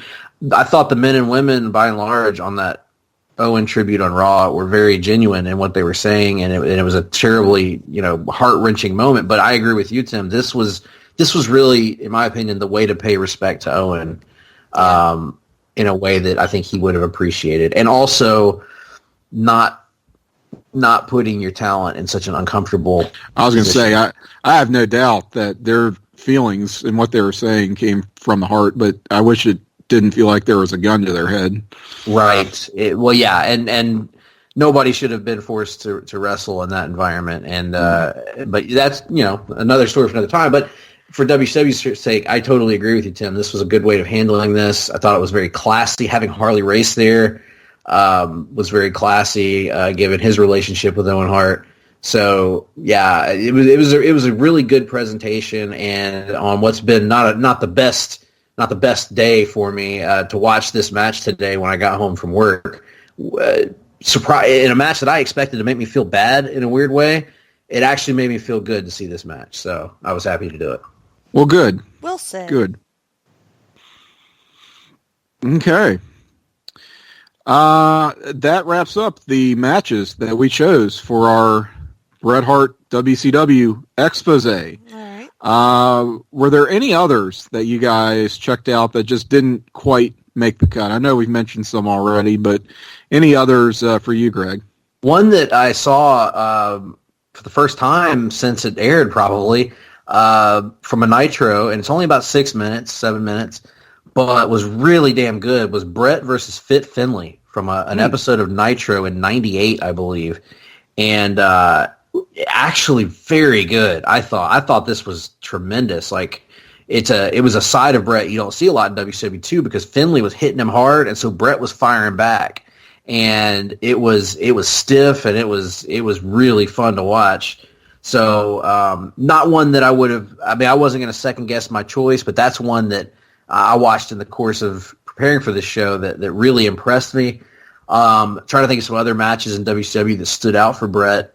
Really, you could have picked any of the Booker T ones. The Ric Flair one from Sold Out was one that I thought about. Unfortunately, other than that, I'm drawing a little bit of a blank on. Yeah, I mean, there's not these other ones. He had a couple of goes with Benoit. But yeah, he had some others with Benoit. I watched some of the other Benoit ones. Their first one was on June 22nd, '98. That was a Nitro. Surprisingly long technical match for like a really heavy storyline and celebrity-driven summer that WCW was having. That's one that sort of flew under the radar. They had another one on November 16th, Nitro, pretty short and sweet. And again, March 1st, 1999. Another long match between Bret Hart and Chris Benoit. But I think this one that you chose, Greg, is far and away their best. Mm-hmm. Obviously, they had the finals of the World Heavyweight Title tournament at Mayhem, and that's a good match. Yeah, that's a good match. Not great. I don't know why it's not great, but I don't know. Maybe because they had other matches that night. Yeah, well, and it's burdened by shenanigans too. It's burdened by Russo stuff. Stuff. Yeah. But then other than the matches themselves, but like just the other moment that we haven't talked about, the classic Bret Hart WCW moment, was the Goldberg moment in Toronto, right? With the yes, he comes out and he cuts this impassioned promo about how Bill Goldberg doesn't have the stones to come out and face him, and so finally Bill Goldberg comes out and as he's walking to the ring, I believe I can't remember who it is on commentary, if it was Larry or Tony, that goes and there's Goldberg coming after Bret Hart, and so they get in the ring and they have their stare down, and then Goldberg of course goes to spear Bret, and Bret's wearing this hockey jersey, and Goldberg spears Bret, and they're down, and the crowd's like, oh my, and I was like, oh my, why are they still laying down there? Are they hurt? What's going on? And then you see Goldberg's not moving at all. He's laying on top of Bret, and then Bret starts to stir a little bit, and then he shoves Goldberg's body off of him, and he rolls him over, and he pins him and counts 1, 2, 3 for himself, and he stands up and he takes his jersey off, and he's wearing a metal plate underneath the jersey. Oh, shit. And then he picks up the microphone and he says, hey, and I embellish here a little bit, hey, the WCW, I quit. The WCW. Can I just say, as great as that moment was, probably his best just singular moment in WCW, it's always struck me that, and I've said this before, that the steel plate wrapped around his torso had very sharp edges. At least it looked like it did. And I think he caught a break with that thing not slicing his nipples off when he got scared. It could have happened. I mean, if that shifted up when Goldberg hit him with the spear, if it shifted up just right, that's going to be an absolute nightmare. If Dolph Ziggler had been wearing that plate, he would have no nipples at this point. Exactly. De-nippling. A de-nippling situation. Bret has probably the most singles wins over Bill Goldberg of probably any wrestler. Yeah. Oddly enough. Yeah. Looking on Cage Match again here. It's got to be Bret and Triple H, right? Probably. Now shenanigans, of course, and pretty much all of these, but Bret has had the W over Goldberg 3 times in WCW, technically. So, yeah. Also worth checking out, I think, is his match against Randy Savage at Slamboree '98. It's not great. It's not what you would want from these guys in their prime, but it's interesting, certainly, and I think it's kind of good enough. But certainly don't go in expecting it to be like 1992 Bret Hart, Randy Savage, Mm-hmm. And that's really all I've got. I think that's pretty much the career of Bret. Yeah, WCW. pretty much. You can't really leave the others out. No. Yeah, I mean, we were talking about this earlier. He feuded with DDP. He feuded with Sting. He feuded very briefly with Benoit. If you count that as a feud, not really a feud even. He feuded with Goldberg, and he feuded with Booker T. And that's it, pretty much. He had a brief. Don't forget the El Dandy. Well, yes, we never got a payoff for it, unfortunately. El Dandy and Hypnosis. Yeah, yeah, I mean that would have been a sellout anywhere in the country for if they had the Hitman against El Dandy in the main event, or Hypnosis for that matter. They really should have done more with Bret Hart as like this petulant 7th grade girl, which was very much his demeanor in that promo. Just whatever. Talk to the hand, Mean Gene. Rolling his eyes. I mean, who was Mean Gene, by the way? Well, okay, this is ticking off the old Bret Hart fan of me again. Who the hell is Mean Gene to act all indignant at Bret Hart on behalf of Dean Malenko, a man who less than a year earlier he had berated and called a loser? That's right. Need I remind the world that Dean Malenko, that means you, sir, are a loser. I love how you recreated the stammer that Bret did when you were questioning Mean Gene there. Well, I get a little worked up about these things. Mean Gene needs to show a little respect for the Hitman. Whatever. All right, so... Oh, yeah. Oh, yeah. Oh, an ankle. Ooh. Big deal. Bill Goldberg. You mean Goldberg. Yeah, that's what I said, Bill Goldberg. Great era of Bret Hart. A great era. For like a month. That's what we need. Yeah. Well, I think we've successfully demonstrated that Bret Hart is an excellent wrestler and a ridiculous human being. Yeah, with low knees. With low knees, right. And almost a nipple accident at the hands of Bill Goldberg. So, Jenny, you're up next. I am. Is this going to be like your revenge after back Sting? Yep. Bret Hart? It's finally going to happen, isn't it? Yep. It's happening. What are we doing? Kevin Sullivan. That's what you get for picking Sting and Bret Hart back to back. I'm about to make that Vince McMahon noise. The noise. You're about to make the DDP noise.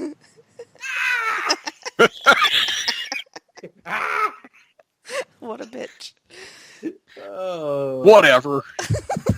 DDP was such a bitch. Yeah. No, this is all right. Ridiculous. So we're you realize this means that the Tower the Doomsday Cage match it's in play. It's in play. Sure is. It's eligible. See, y'all are excited. Don't act like you're not excited, because I know you are. Oh shit! It's gonna be wonderful. I can't wait. This is what we're doing. It is. Stay tuned. Our next episode of Talk'n WCW, Kevin Sullivan, going to be a very special Christmas. Merry fucking Christmas, y'all. Okay. Greg, would you like to promote anything and tell the folks where you can be found on social media? I can be found on social media on Twitter at gphillips8652. I can also be found at the Place to Be Nation Comics Facebook page, and I'm a part of the Hard Traveling Fanboys, who you can hear every week on Place to Be Nation Pop. I don't know exactly what we're doing at this at the time that you're listening to this, but we were originally going to do Arrow Month in December, and then we realized that Arrow doesn't end until end of January. So, as a result, Arrow Month is now January, and December is whatever else we're doing at the moment. So whatever. Yeah. We're just going to wing it. Good. Excellent. Riverdale month it is. Yes. Hey, why not? Actually, Archie Return to Riverdale month it is. It's just every episode is going to be on the Return to Riverdale special. Looking forward to that. Me too. Jenny, would you care to promote anything? Sure. Yeah. You can find me on Twitter at Jenny Position, and you can go to Podbean, Spotify, Google Play, whatever, and subscribe to the Jenny Position. You can like us on Facebook, the Jenny Position Facebook page, and I think that's about it. Also, the Extreme 3-Way Dance here on the wrestling feed, and that's about it. What about you, Tim? You can find me on Twitter at Cyke68, CYKE68. That is Twitter. And on Place to Be Nation Pop, our most recent episode of Marvel Age is looking at the year of 1972. 3-part episode. We just did part 2 not too long ago. A lot of great and diverse, unusual series and characters that we unpacked there. And you can find Talk'n Pop on the Jenny position, where our most recent guest was the super awesome Nate Milton. People seem to really enjoy that episode, and I don't know how they couldn't, because Nate Milton is one of the best people ever. So we've got to have him back sooner than later. And a little bit something new coming also to the Jenny position that far be it for me to announce out of turn, but just to tease you before we please you. Yeah, I think that's going to do it. Sounds good. All right, thank you so much. Good night. Whatever.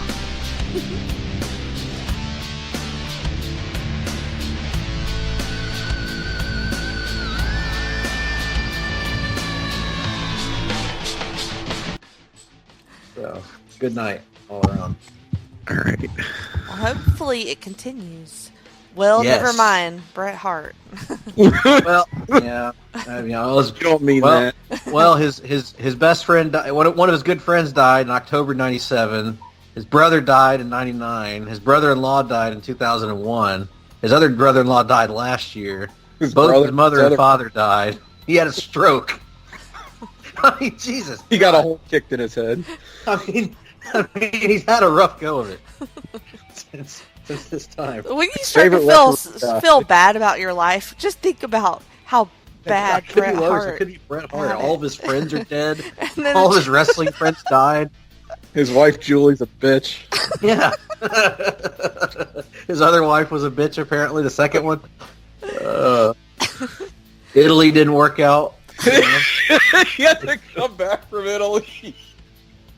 Oh shit! I don't know Back- the Italy He story.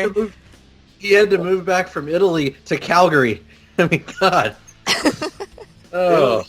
Italy was So- an old inside joke. Yeah. Very In like, back in the day. It was some pay-per-view, some awards thing,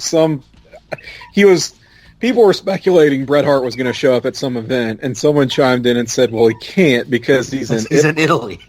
It was like, well, he has about a week to get back, so I feel like this is doable.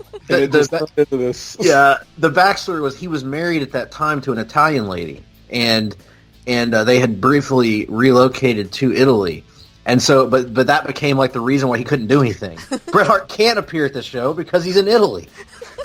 You're all a bunch of morons for even speculating about it. And so anytime Bret Hart got mentioned after that, it was always with some meme about him being in Italy. I think somebody did a Photoshop. What the Photoshop did I get up? You can't goddamn expect him to show up when he's in Italy. My God. WWE goes to Italy. I guess Bret's going to show up now. Nope, he's in a different part of Italy. It shows him like standing in like the Sistine Chapel or something. It's like a really bad Photoshop. You know what I think is complete bullshit? The Sistine Chapel. Everybody in here knows I'm the best Sistine Chapel attendee there ever was. And God, if you don't like it, tough shit. Whatever. Whatever. We got to talk about that.